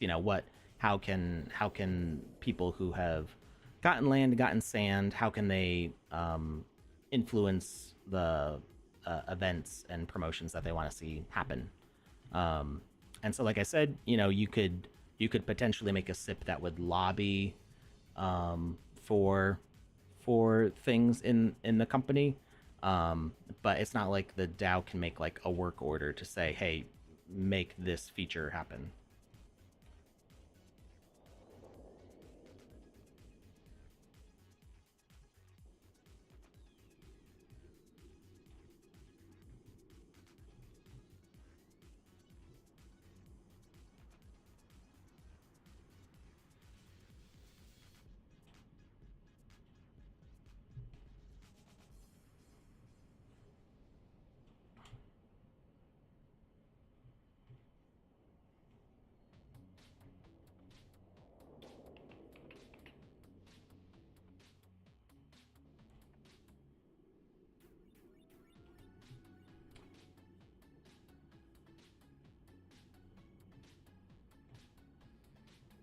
All right, so I kind of want to maybe set this back a block.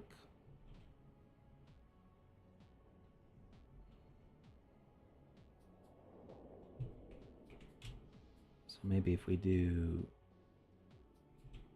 helps if I select it and I can see, oh, it doesn't say selected, it's this one. So do that, empty that out, and then I think I can empty that out.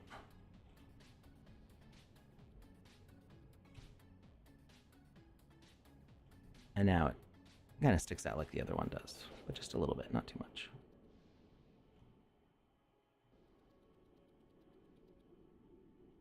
Just feels like it flows a little better.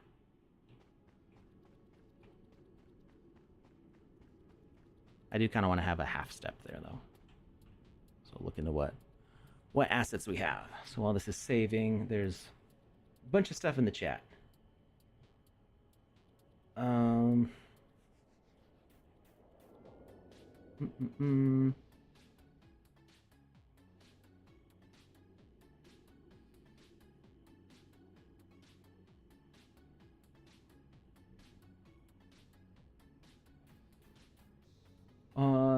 Ian, the IT guy, I don't know. I don't know if you need to censor yourself.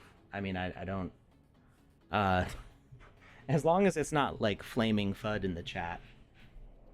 Well, I don't, delete comments or anything like that. Or the spam. uh, so I mean, you can speak your mind.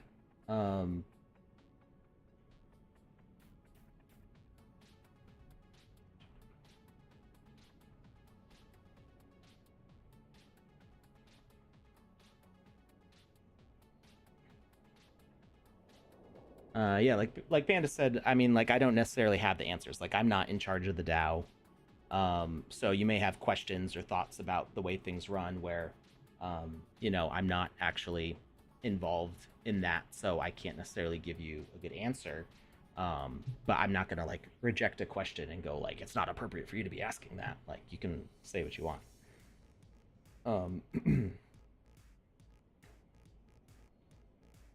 And I mean, even like, uh, as somebody who works on the team, I'm paid by the Sandbox to be here and stuff. I've expressed, concerns and disagreements with the way certain things are. So I try to be. I've commented on the DAO sips about when I have concerns about things, and um, I didn't let that stop me. Like you can have an open conversation about it. Just remember to be respectful and stuff. Um, like I think I made it. I'm trying to. I don't remember if I said this specifically in the DAOSIP discussion, but I know other people did, and I said I agreed with them. I think candidly, Krista was very outspoken about stuff. Um, and I believe candidly is a ambassador. So I mean, she's paid by the Sandbox to help promote the Sandbox, and she definitely had a lot of strong words to say about stuff. Um, and uh, she was pointing out that it would have been really good to have discussions before the SIPs went live. Um,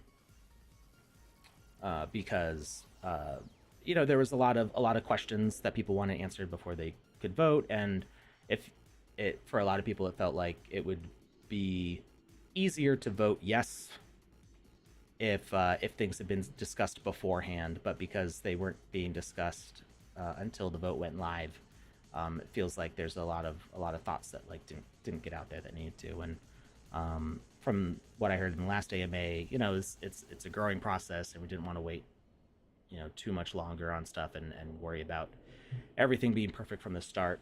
But then you get asked to vote for somebody being in office for a year and a half, so it's kind of like, well, can we discuss it first? So, I get those concerns. And you know, I I can sympathize with those thoughts, and you know, I don't want you to hold back your opinions on things. I would hope that nobody's coming after you for those thoughts. And if somebody's attacking any community member, you know, if they're DMing you aggressively or something like that, and it's something that um, is hurting your mental health, or you know, you're feeling bullied, like, please, like, let me know, because I don't put up with that. Um, how much land do I own? It is, so I have two 3x3s and some change. I think my personal account is like 26 lands, I want to say. You can look it up by going to kamisazi.eth on OpenSea.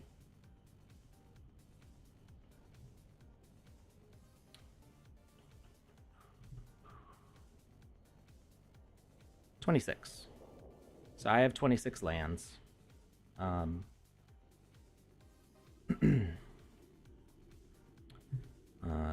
and there's also the Wizzyverse account, which has some more lands, has 11 lands. And that is Joe and I bought 3x3 together to host Wizzy stuff. So that's all the land I got.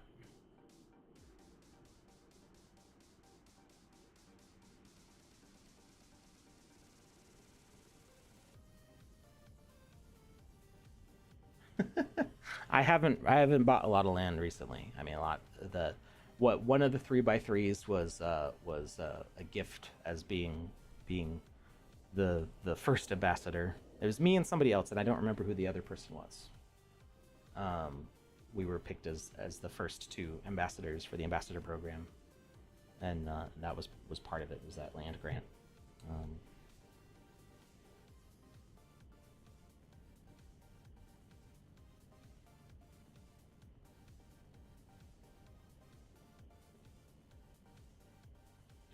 Um, oh, then there was the 3x3 that I bought in the first land sale, which it's amazing. It's amazing how much it changed, because it went to being like a land sale selling out immediately, but I was able to buy. You know, not a lot of people knew that what the sandbox was during the first land sale, so I was one of the first ones in there. I didn't have the money to buy a 3x3 estate, but I was able to pick a 3x3 plot one by one. Um, I mean, I think, you know, DAOs are going to work differently. You know, not every if every DAO was the same, then they'd all be one DAO. So uh, I'm not sure how useful it is to compare it to like ApeCoin and stuff, because I mean, honestly, I don't know that much about ApeCoin or how their DAO works. Um, but you know, I know that I've talked to staff about how the Sandbox DAO works, and so well, my understanding of it is mostly what I said before, is that it's a way for the community to use sand to fund special projects that they want to see happen. Um, so could that be used to lobby for the Sandbox doing something like having a premium tier server access? You know, if you wanted, you know, help fund the development of that's a possibility. Um, and I would, you know, make the best thing to do for that would be to go into the SIP forums and start talking. I think there's a form that you can fill out to help get a SIP authored. Um, I haven't really looked into that yet. It's either that or an email address. They talked about it on the AMA. Um,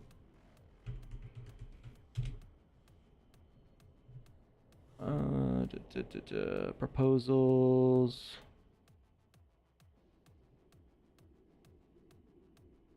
Proposal guidelines must use the provided template. Um, to make sure the proposal is structured correctly and sent by email to sip@sandboxdao.com. So you fill out this thing. So yeah, you can make the proposal yourself. So you could do that, and must align with the Sandbox DAO's objectives to increase net positive value for the Sandbox DAO community as a whole. Must not repeat content similar to those of past Sandbox improvement proposals. If the content of a proposal conflicts with those of a live SIP, the live SIP should be voted on first. This will help avoid instances of approving separate SIPs that have conflicting requirements.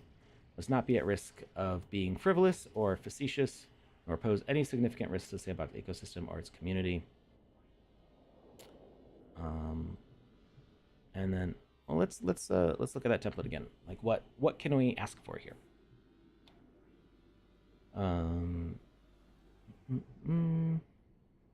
After internal discussion, the council will issue a recommendation. Which category are you targeting? Game content, live ops, like the land buyback program, land rewards, live ops rewards, avatar rewards. Markham and Sandholder. I don't know what Markham is. Finance Ambassador Program, Finance Creator Day, Finance Crypto Training, promote Sand to a third-party ecosystem, finance a think tank. So I mean, maybe something like that could, like a think tank could help lobby. An NFT, Sandbox for Good, a charity, platform, finance, security review and updates, finance tokenomics ecosystem features, finance QA, bug bounty, finance moderation. Yeah, finance QA and finance moderation. Council's looking for work. Other. So I mean, you could put anything in other. So you could say, hey, lobby for this feature. And then maybe, I mean, that might be easy to approve because you wouldn't even need Sand necessarily. Just say, hey, this is something that the DAO is looking to have happen. Please do this. But ultimately, like, the DAO can't force those decisions on the Sandbox company. It just becomes a recommendation saying where the council for the DAO and everybody voting in the DAO says, hey, Sandbox Game LLC. I don't remember what the actual. It's not LLC. TSB Gaming Limited, I think is what it is, or what it used to be. I don't know if it's still the company name. Can you please do this? All these people want this, and that becomes an easy way. Like I said, it's lobbying. It becomes an easy way to say that there's a lot of community interest in this, and give a good reason why. So something like that.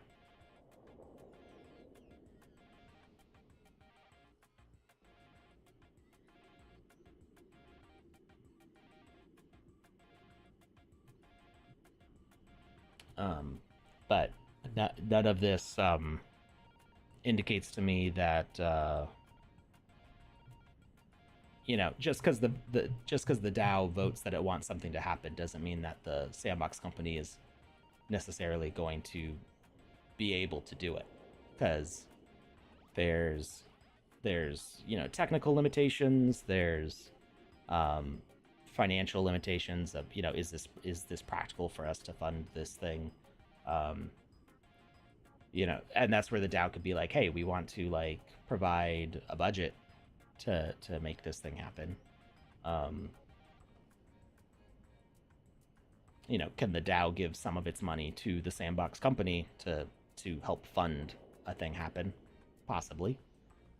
We'll have to see how all those things work out. But I don't think anything in the DAO means that. Not anything I'm seeing in the DAO means that the DAO can force the company to make a certain development. You would just be able to say that you would like that development to happen. Because ultimately, it's going to be down to the people who can make that thing happen. There's the program managers and the coders and the testers and everybody in the work chain who can actually like implement those changes. And just because the DAO would like to see something happen doesn't mean that it's practical or possible. So you'll have to see. But yeah, write those proposals and send them and see what happens. All right. Where were we with all of this? We updated those doors. We got that hallway lined up. Oh, I was gonna fix the lighting in that hallway. We were trying to... We got the lights to flicker, but I wanted more of a spark.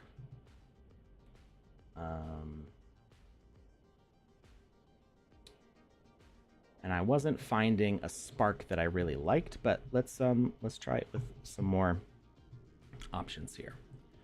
So we're gonna do a VFX asset, and we're just gonna experiment with the different VFX.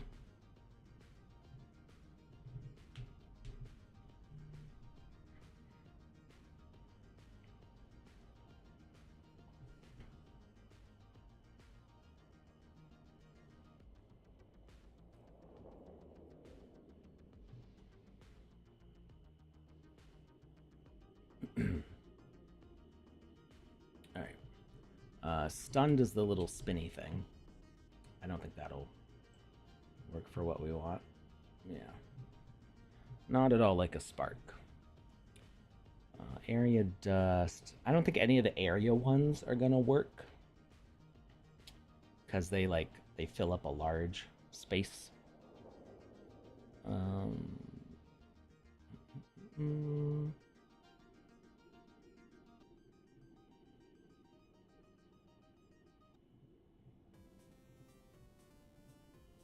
That's kind of cool. Maybe if it was smaller. I don't think we can make it. We can't make it smaller.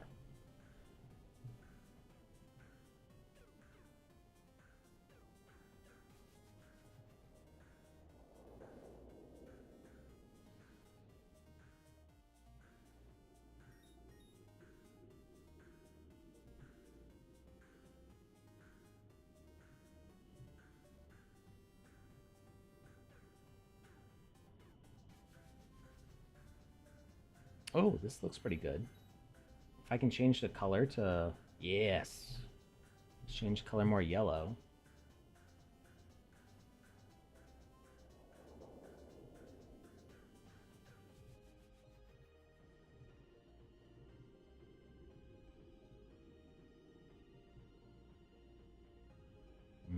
I can't make it any smaller, though. Alright, well, let's maybe go back to this one. This was the collect feedback. Neutral.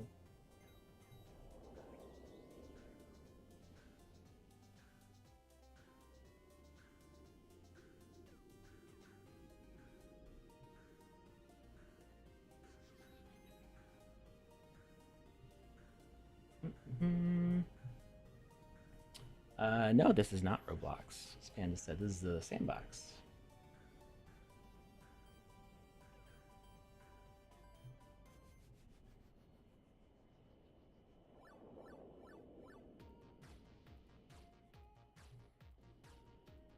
All right. None of the equalizers. So we were looking at DMX Sparks, which looked cool, but it seemed to be... It had a really slow start, and it seemed to be like audio focused. I'm not even seeing anything right now.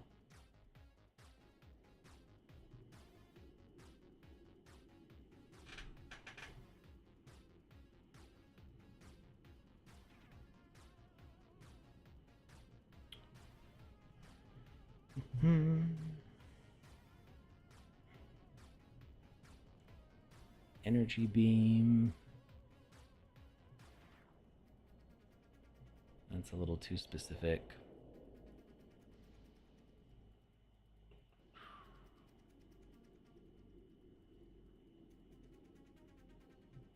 Is the fireworks just dead mouse?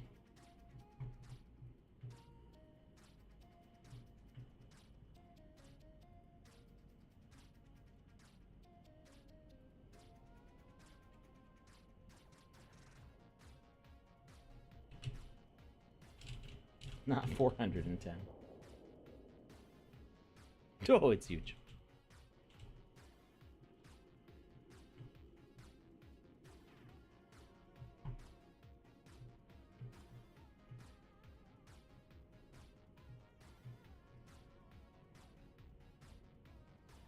Where's the actual, like, explosion, though?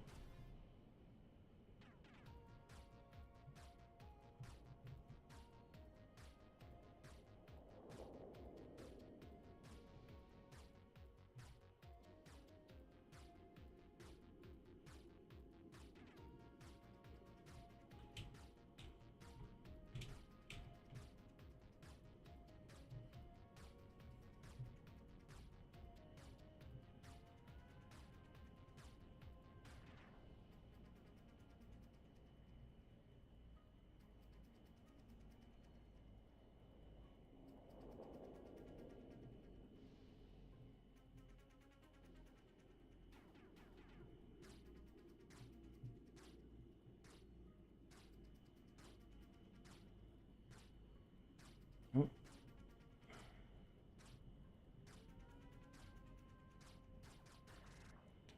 So lightning's kind of huge. Spawn zone size. Okay.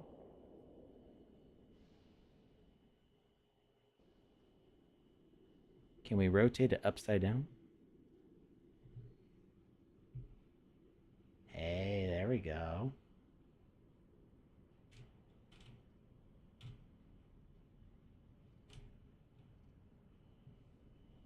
Height 20 is pretty ginormous.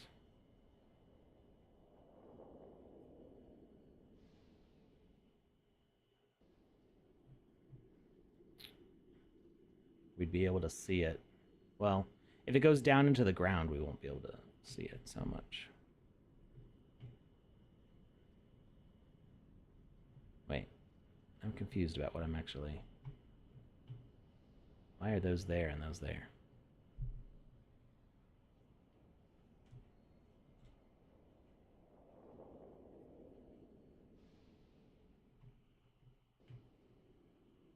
Oh, weird. It rotates part of it, but not... It's like it spreads out more when you rotate it.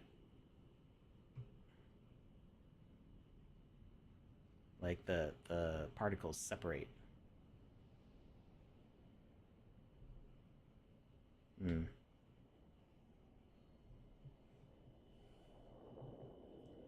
Global scale. Can we make it tiny?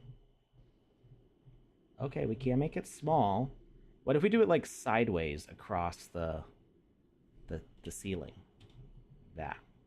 I think that'll work.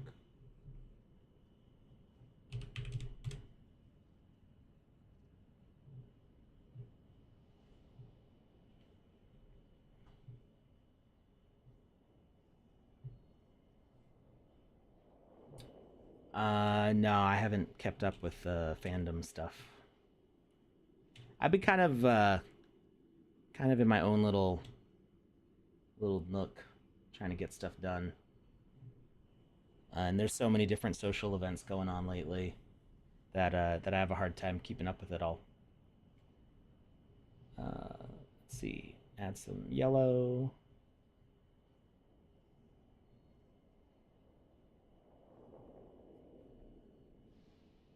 There we go.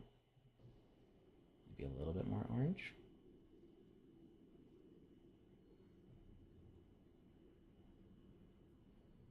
Too orange.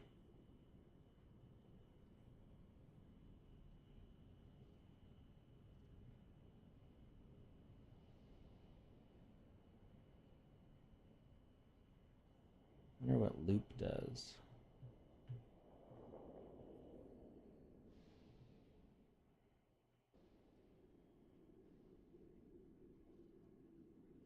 Oh, loop makes it stop doing it. Or like loop means it keeps playing. Okay. That's what I would expect loop to do, but it didn't change when I just toggled the thing. You had to actually stop and play it again.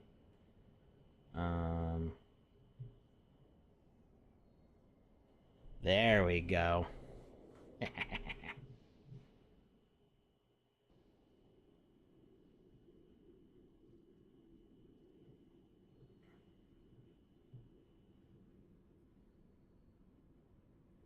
Ooh, a little impact. Yes, now we're talking. Okay, I think this is what we wanted. So let's now move this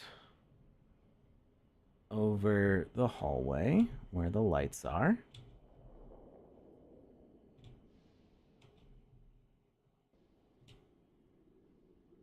And, yes, it's beautiful.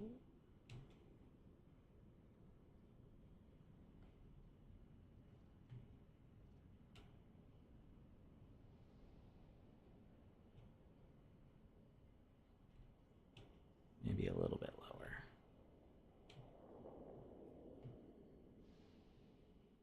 Okay, now we want this thing to start and stop with the same messages as these. And these were...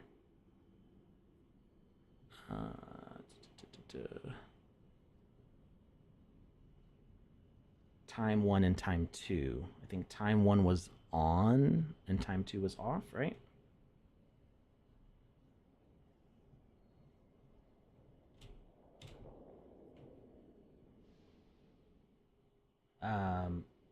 So time 1 was on, except time 1 turns off the light.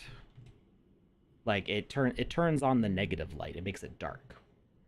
So we want time 1 to be our turn off, and time 2 to be our turn on.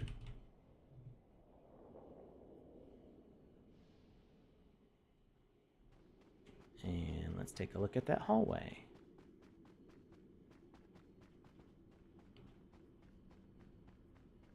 That looks very dangerous. Maybe too dangerous. Maybe I do need to move it up a little bit more. Those max 300 speakers, etc. Are those suggestions or hard-coded limits? It's a suggested limit, I believe. I don't think anything stops you from putting more. I mean, like we could easily test it just by duplicating some stuff out. So, we put a logic asset down, and we make it a speaker.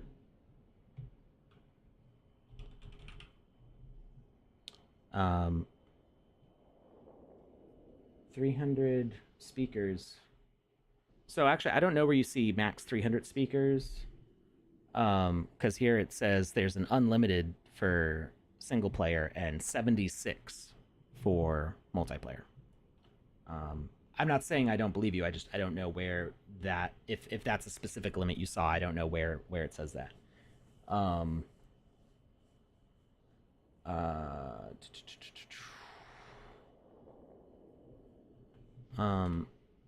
So there goes speaker,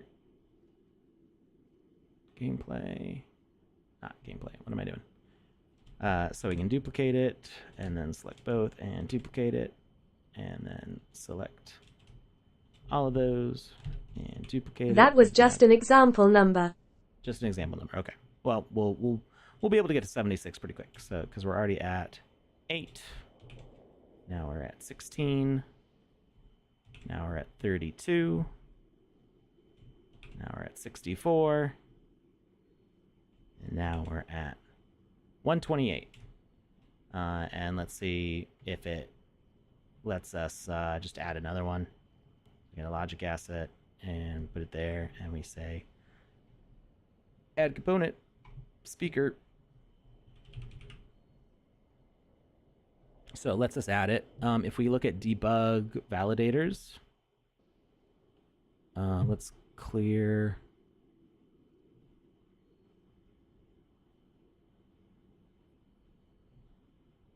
all the entries, and we're going to run it again.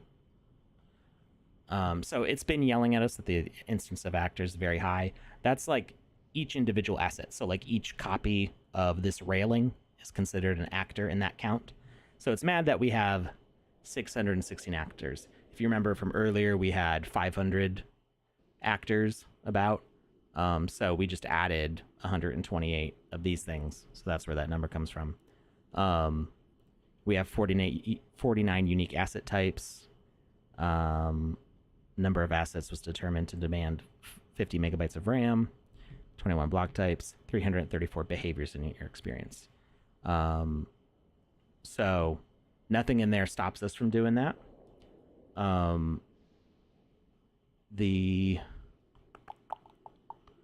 If we wanted to check out like how many of something we're using, we can always use these filters and go by component and speaker, and then we can see how many we have. I mean, it doesn't count them out for us. I feel like something gave us a list of total. So we can see the messages. I thought something would give us a number, but I guess it doesn't. Oh, here it is. Logic counter. It says it right there. So we can look at components and we can see what we've got.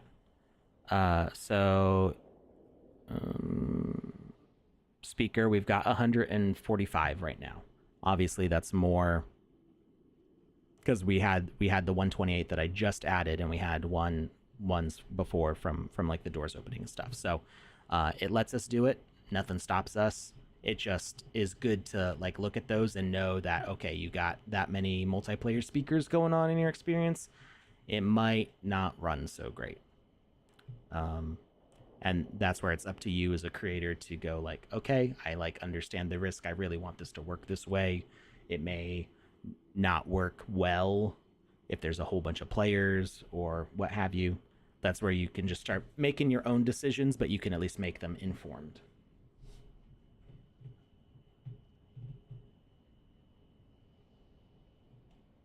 All right.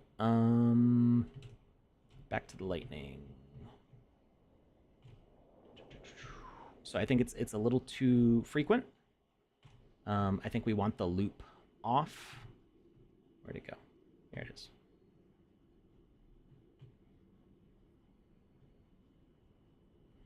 We're going to say loop false and see what that does.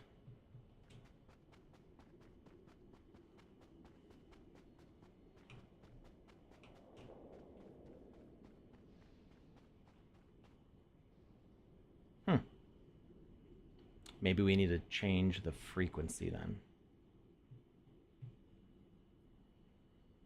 Loop true. Frequency 1.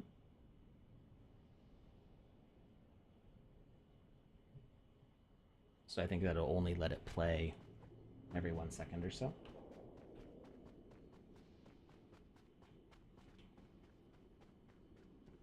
That looks a lot better.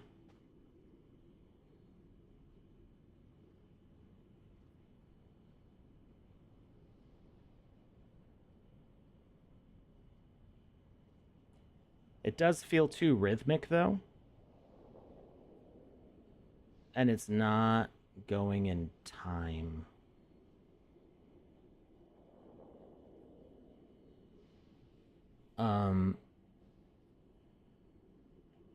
Because it's not doing it just when the lights turn on. It would be nice if we could simulate the platform moving and like all that without having to actually run the game.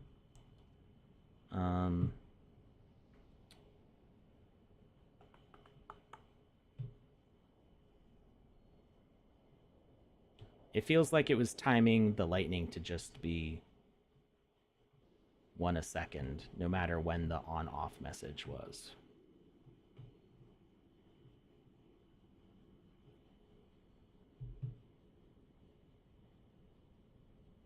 Maybe if we do enabled at start off, message turn on, message turn off.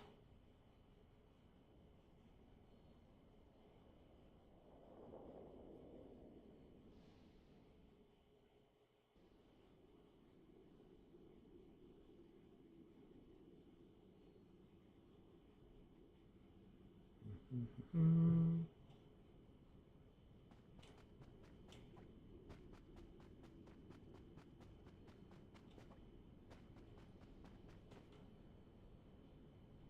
Hmm.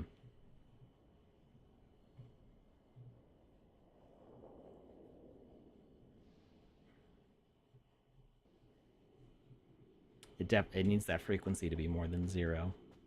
I guess the 0 frequency is the same as it being off. Or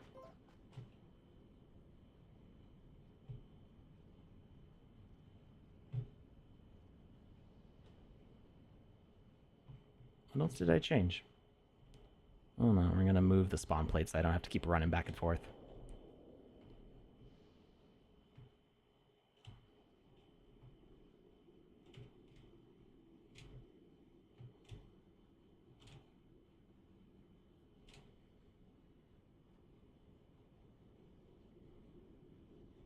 Okay, the lightning's not going off anymore.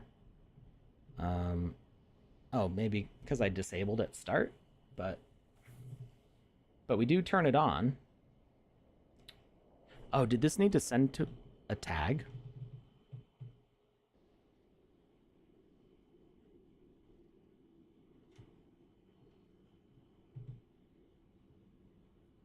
Detect entity sends to specific tags in range light. That's why. So this was never sending based on the. This was never because of the timing there. It was only because of the frequency. So so we can set the frequency to whatever. Loop off. And we're gonna add. What was it? Light.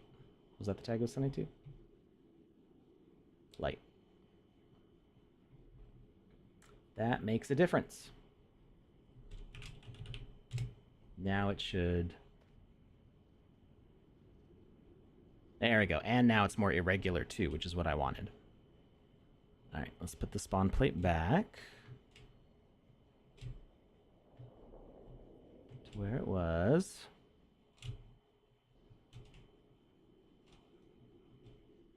And let's see what it looks like in the hallway.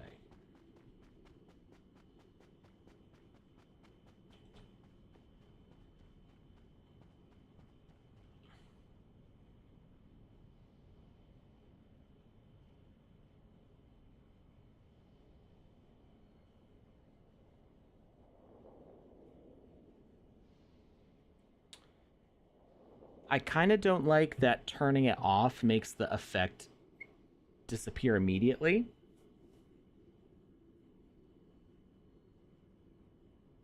I wonder if it still works if we just keep on turning it on. If we can like trigger it with the turn on, but not having it turn off.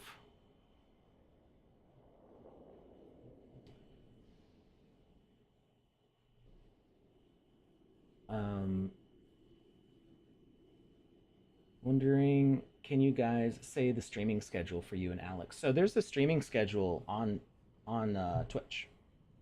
If you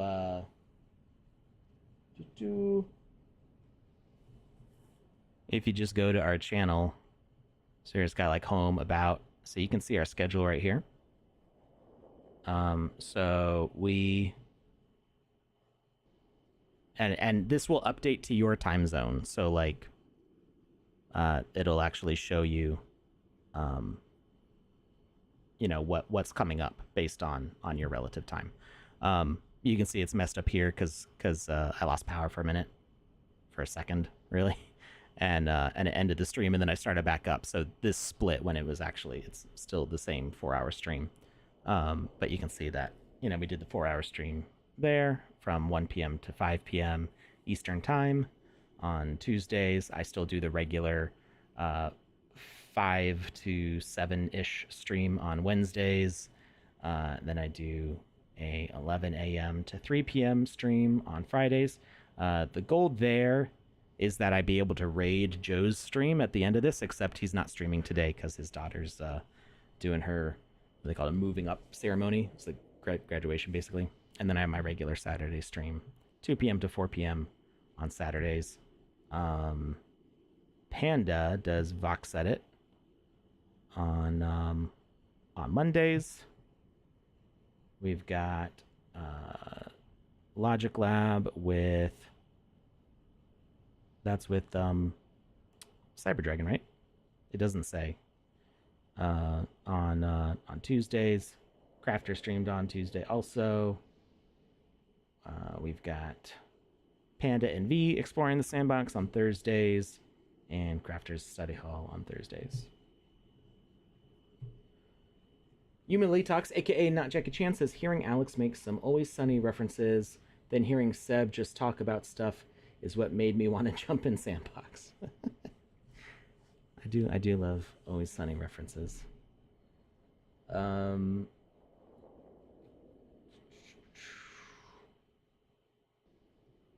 Web3 says I'm YouTube Premium user. So yeah, we can't. I don't think YouTube has a schedule tool. But if you don't need to have a Twitch account or anything to see this. You can just look at it and then know. We'll be live on Twitter and YouTube at the same time we're live on Twitch, as long as we're using Restream.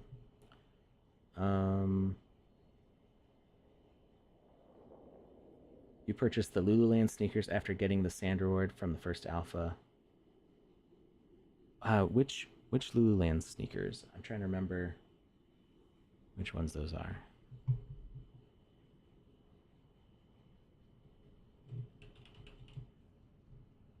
There's different ones. Which ones did you get? You can see I've gotten a few Lululand things over the years.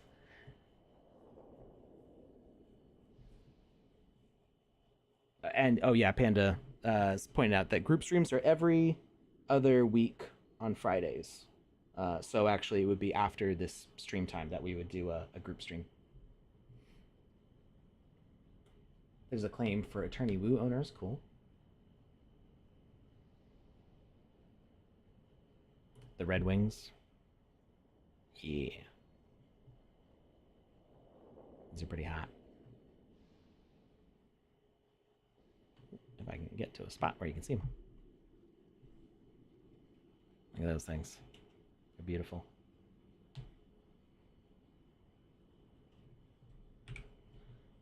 All right. So what were we doing with this? We were going to see if it turns on. And what if we didn't have a turn off? And can we... Yeah, loop is off. So let's see if that works to just kind of spark it at those moments.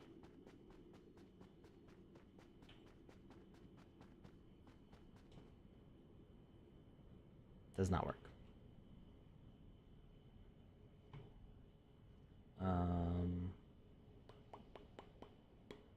Be cool. It would be cool if it did, though.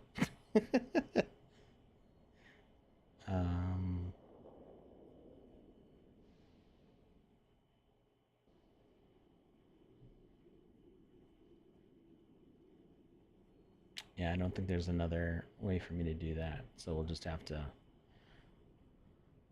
have the thing that turns it off also. Although,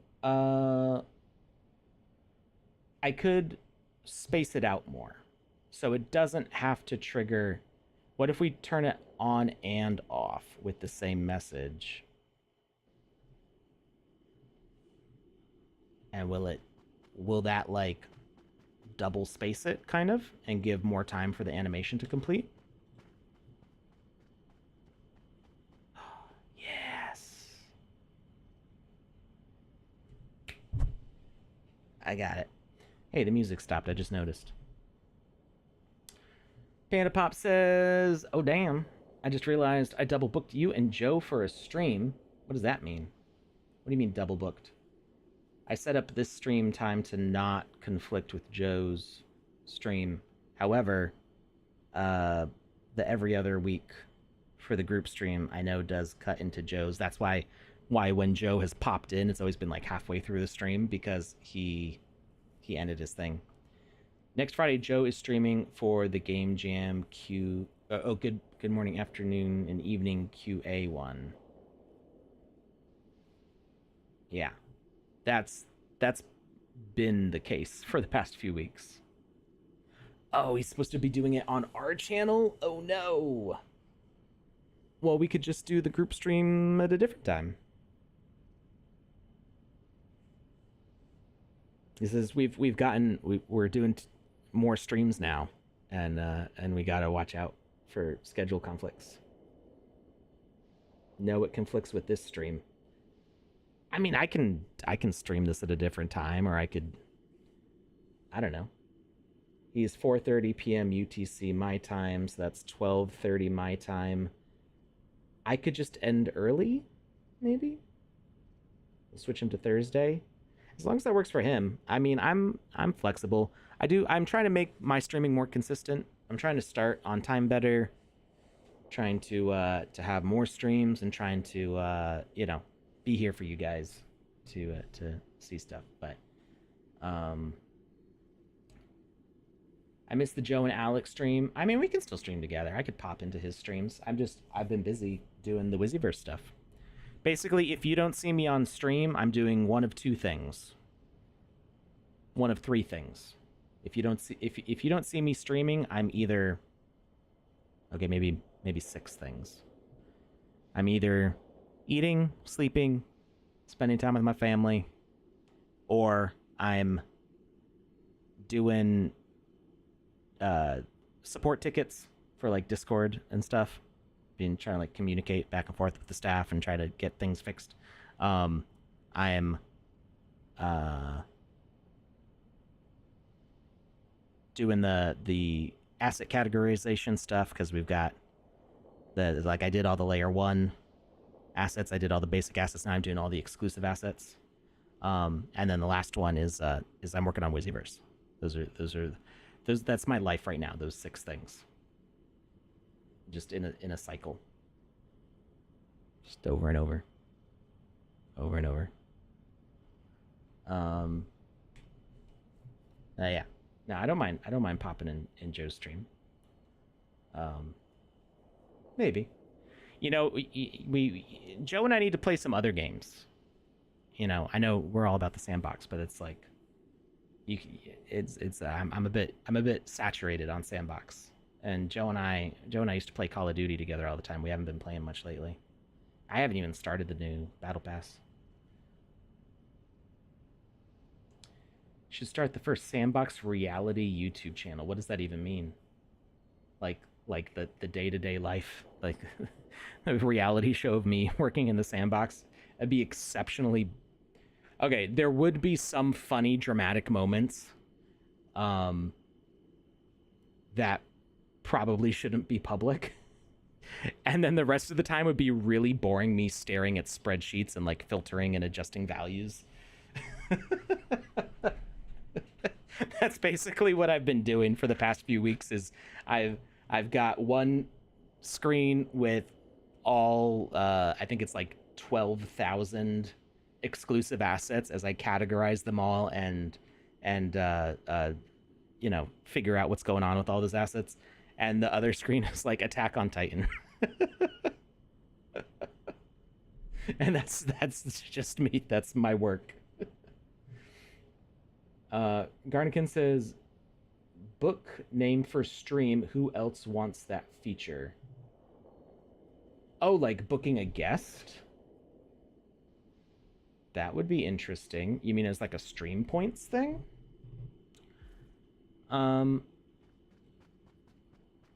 Yeah, that could be interesting. I mean, I guess, we kind of show up on each other's stream now and then anyway. But if you want to do that request, I don't know, talk to Panda about it. Or you can just ask. Yeah, I mean, I do want to stream with Joe.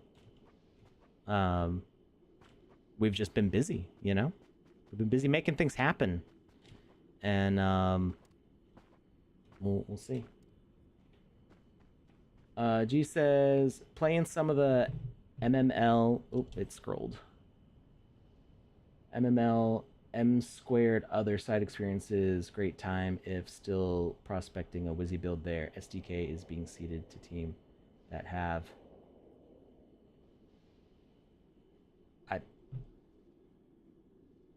Did you? Is that team that has chops? Like they have skills? Um.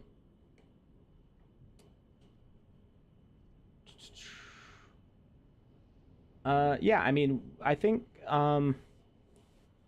we've so for Wiziverse stuff, we're gonna have some announcements coming out soon about that because we're really working hard on it right now.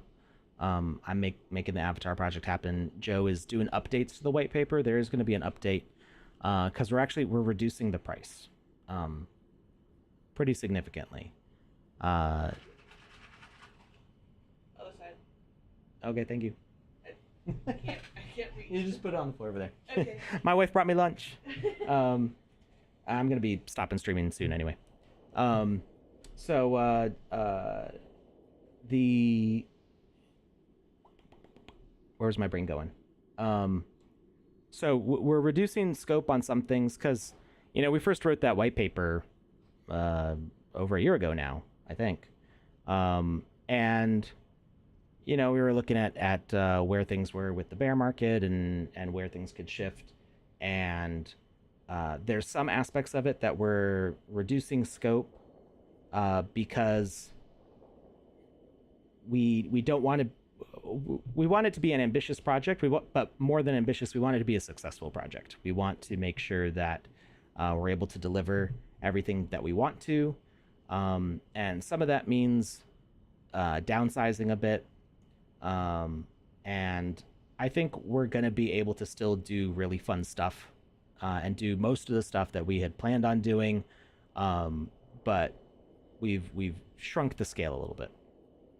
So whether we do other side or not, it's we could still do it, but we'll kind of see where we're at with things.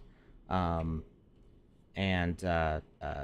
Joe should be having new updates for the white paper probably sometime in the next week. We'll probably do another AMA about it, just to answer questions like what things changed, what's the new info. And we'll announce the new price. And I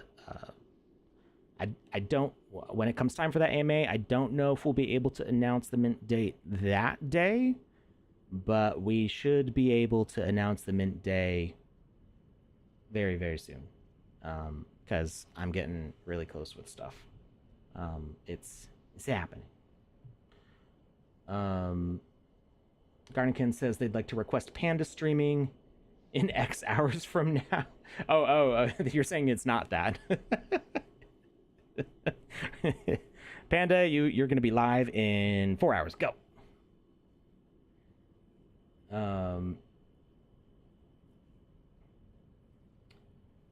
Yeah. So, will we have stuff in other side? Will we have stuff in other platforms? I mean, the Wizzies are for the metaverse.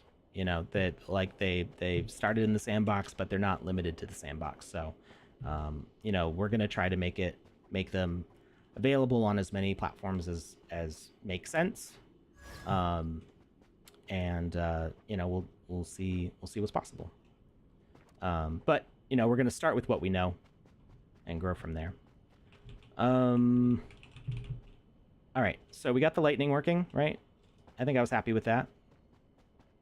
Right, so now it's turning off and turning on with the same message, which means that it gives more time for the animation to complete, so it doesn't look like it's getting cut off. And I think I like this flicker better. I think that looks pretty good.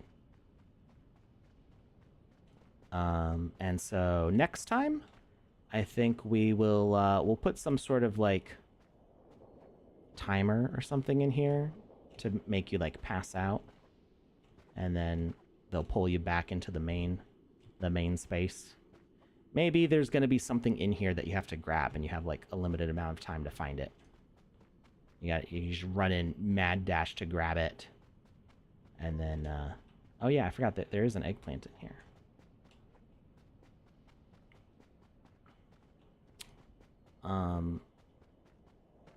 I guess there should be an airlock, though, at the end here. Maybe we'll put an airlock at the end of this hallway. or somewhere in the hallway. So that way the gases that are filling up this room aren't seeping into the rest of the space. Technically, these doors should be the other side of the bridge, right? Or is that not the right position? That should be right. This door. Oh, they are a bit lower.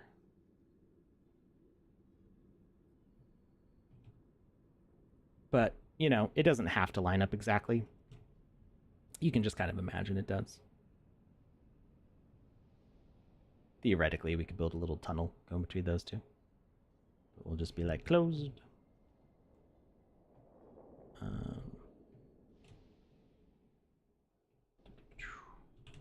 Let's duplicate this and put it over here. And we're going to say... Actor instances is just a fancy word for anything that isn't a block, right? Yep. Yeah, it's every single thing that isn't a block. So there's a couple different...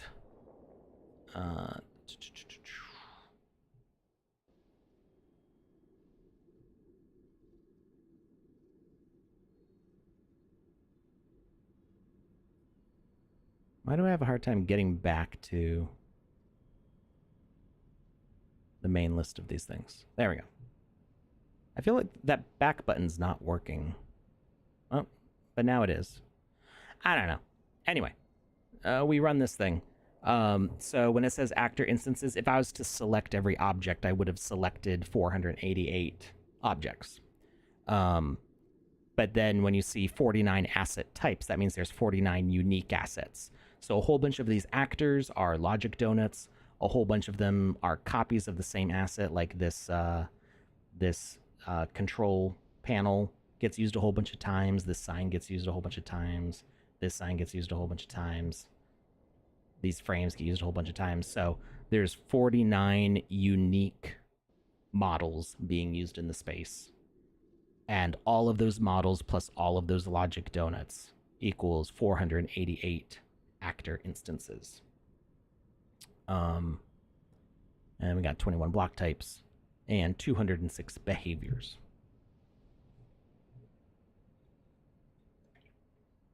It's a good question. I like the text to speech for this. It's nice to have somebody ask a question out loud. Panda says, I'm not pretty, can't stream today. So you just stream with the camera off.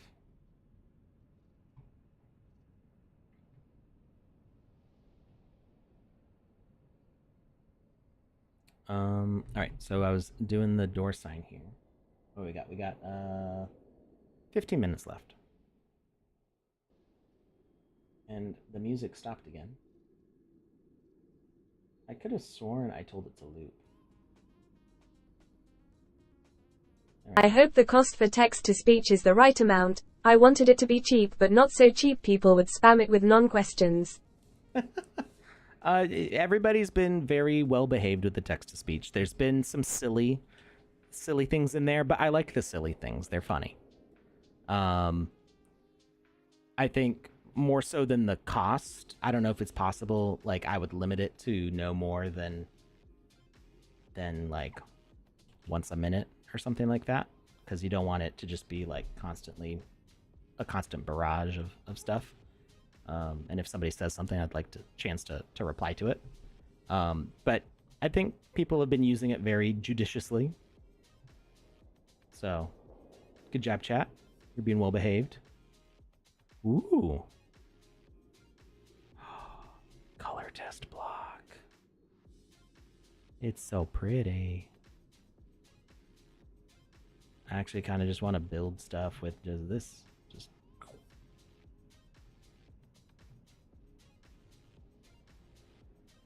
Bananas. bananas are delicious. I love bananas.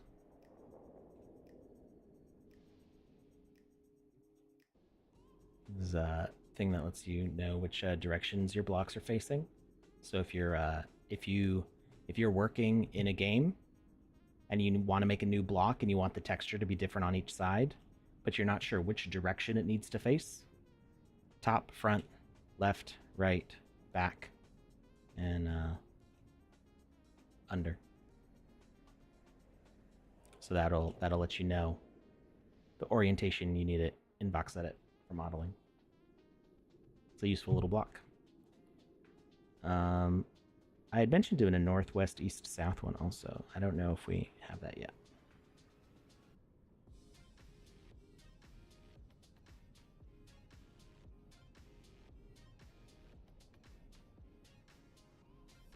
I don't see it. If you want to see only blocks you have created, sort blocks by rarity.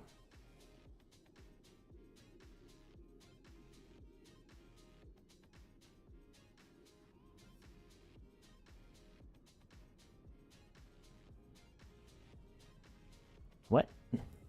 Oh, I'm selected on basics. There we go.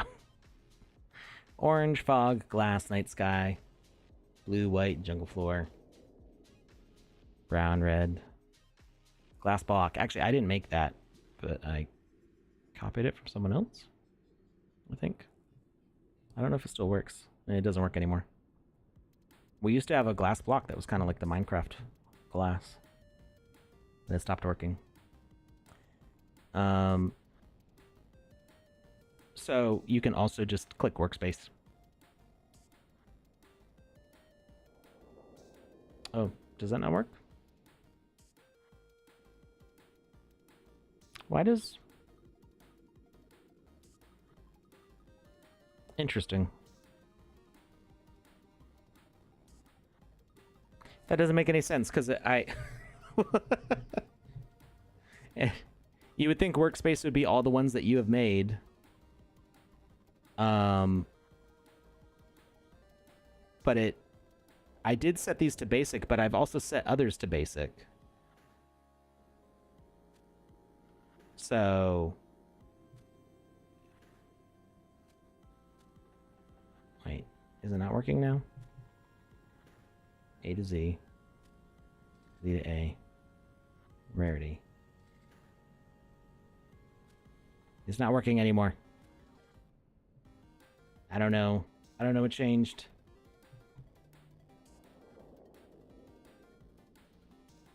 Okay, there we go. That got it back. There are basic assets in here that I don't see.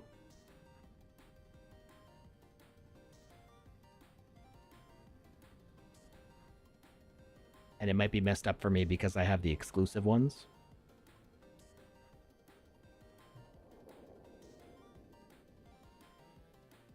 The city ones should say me, because I did make them.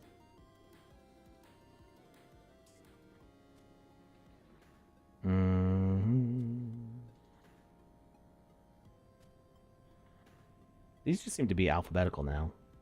I thought they were sorted by rarity.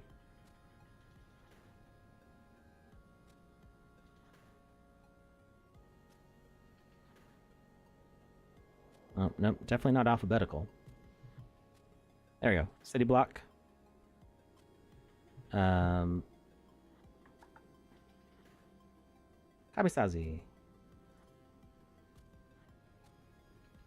And then there's that one. Sometimes it works. Yeah, I don't know. I don't know. But I'm wondering why, like, this one says it's made by me. Because it was. But it doesn't show up in my workspace. And you think, oh, maybe because it's basic. But then these other ones that are basic too. So, what's up with that? What's up with that? I don't know. I don't know. I don't know. All right. What was I doing? I was trying to get this sign to say, what are we going to have it say? It's gonna say incubation chamber. So this spaceship is just for shipping spiders, I guess. But then something went wrong. And we're gonna say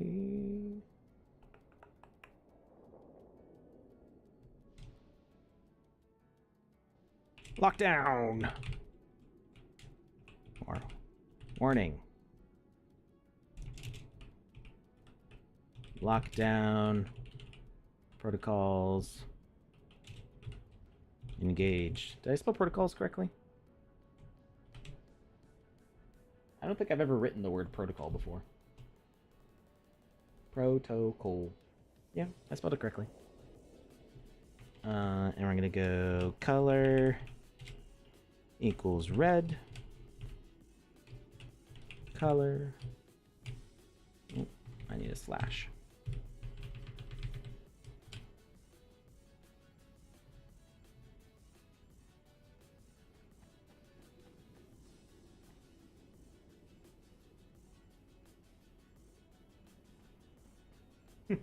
Arkan, hi, I'm looking for a crew for a ship shipping spiders. Hello? Hello? Exactly. Poor Wizzy the Purple's having to do it all by himself over here. Nobody will help him. Alright, we put the reds on the middle there. On either side. So we're going to do red glow. And one and red glow. Wait. Did I adjust these?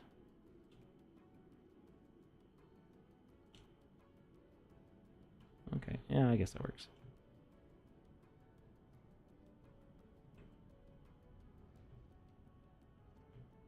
Nah, I don't like that it's offset.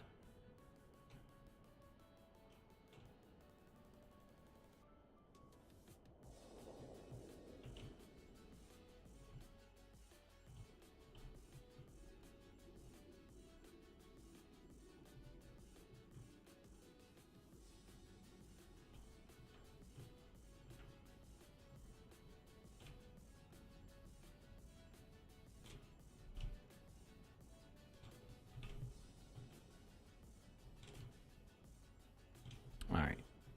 There we go. And how close is this on either side? It's not even! Literally unplayable. There we go. Why is it so far away from the wall? That's the real question. There we go.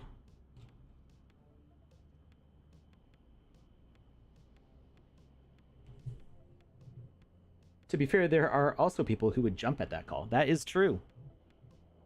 There are people who are very into to spiders.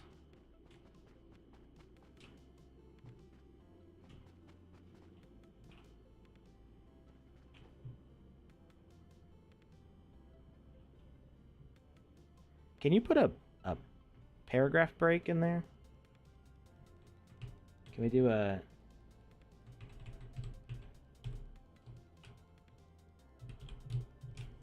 or a BR? Would it be a BR?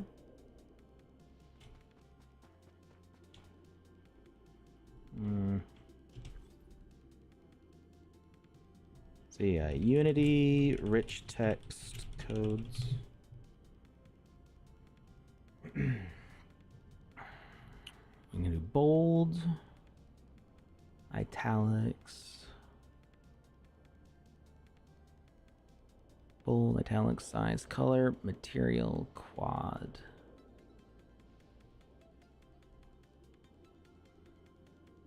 Alright, no breaks. No break characters. Oh well.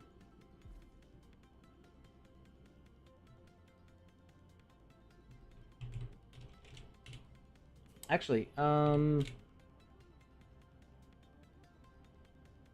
maybe you can copy and paste it? 1 second.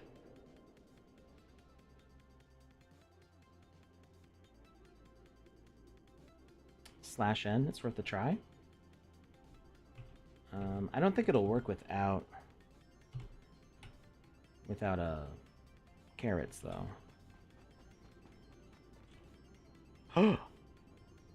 Garnican, you're a genius. Thank you. What's funny is it saves that as it's literally a break in here. So even though you can't hit enter in that space, that's what it does in it. And this is the result of the engine being built in Unity, that there's tricks for Unity that work just because this whole thing is in Unity. So I've seen some of the weirdest bugs. I feel it's too much red. We gotta do some yellow. One of the funniest bugs that I ever saw was in Game Maker. I want to say 0.08, back before we were even using the current numbering system and before it was publicly released. Hey, Pickaxe Master. The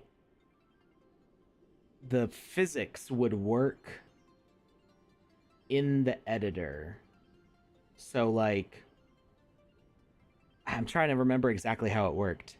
If you could place an object like so, and then you could say collisions plus gravity, and if you like moved it around, the physics would apply to it and it would start tumbling in the editor. And I don't remember if it did that all the time or if it was just after you unpause. Like if you hit play and then went back to the editor, it's like it would preserve whatever the physics were doing. It was weird. And it's just a result of like, it's a game engine being built in a game engine, kind of. So you get some silly things happening sometimes. All right, let's do color equals yellow.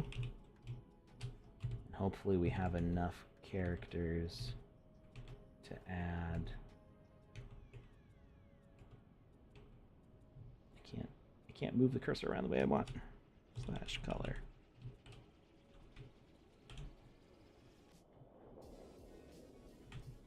All right, let's give that a try.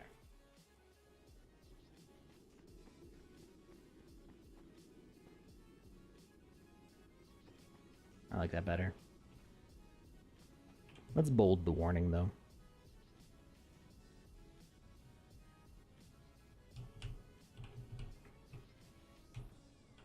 Oh, nope, we're out of characters. We hit the character limit. Exactly. we can't do anything in that. That is exactly the maximum number of characters allowed in that spot, so we're just gonna leave it. Garnican says, I still have nightmares about those few days where platforms had a visual glitch and just hovered, teleporting around. That was one of the funniest. Like, it was annoying because it prevented us from doing stuff, but it was one of the funniest bugs and like one of the weirdest results, where you would jump on the platform, but then the platform was moving. It was calculating its movements different from where it was displaying its movements. So for you, it would look like you were going the right place, but for everybody else, you were like traveling to somewhere else until you would magically appear in the other spot. Something like that. I don't remember exactly how it worked. It was really confusing. Testing void, it would remove a chunk of land, then when I got back to the editor, the chunk of land was still missing. Oh no, and you had to manually rebuild. Yeah. Yep. I remember stuff like that happening. We've come a long way. Alright. So mostly some little changes. Oh, I did want to add a step in there, but it is 3 o'clock, and I said this was going to be my cutoff time, so now it's time for me to go. We're going to go go celebrate with my daughters because today was their last day of school. That's what we're gonna do. And go have some fun. But I'm really glad we got these sparks working. They look really nice. Took a while to figure out what effect would look best for that. Of course, it was lightning. It seems like the most obvious one, but we did have to rotate it and do some weird stuff with it. So I'm really happy with that effect. Next time we'll put some steps on here. We're gonna make that spider room do some stuff. We got these doors looking a lot better here.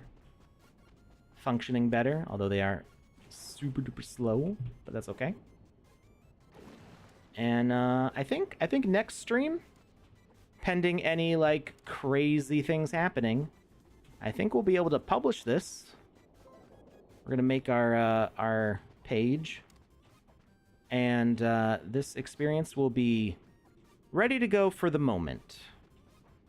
And eventually, someday, we'll, you know, maybe we'll make a way to clean up the spider room, open up those doors again. You know, have some more stuff happening. And then we'll move on to the next one. All right.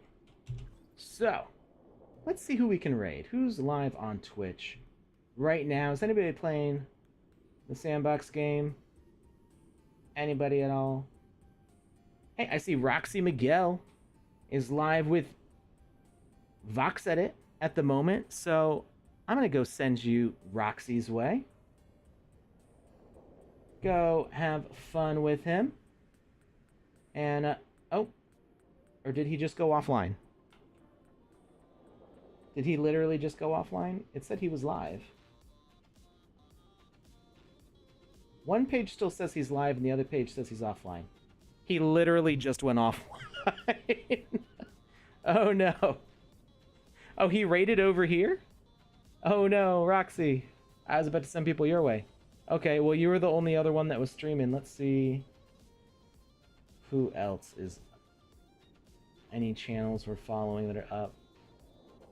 I don't see anybody. All right. Well, we are going to call it...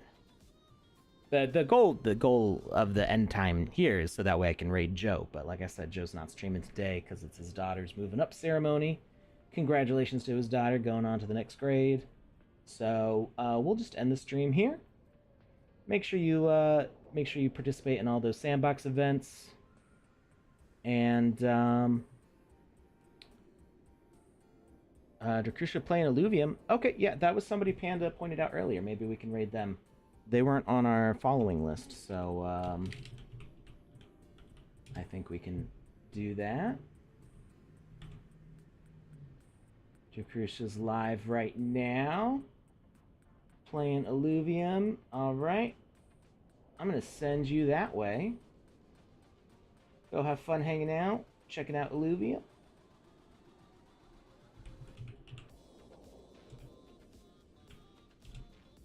There we go. All right. Have a great rest of your weekend. I will see you tomorrow for the Saturday stream. We're going to be playing some games. Have a great rest of your day.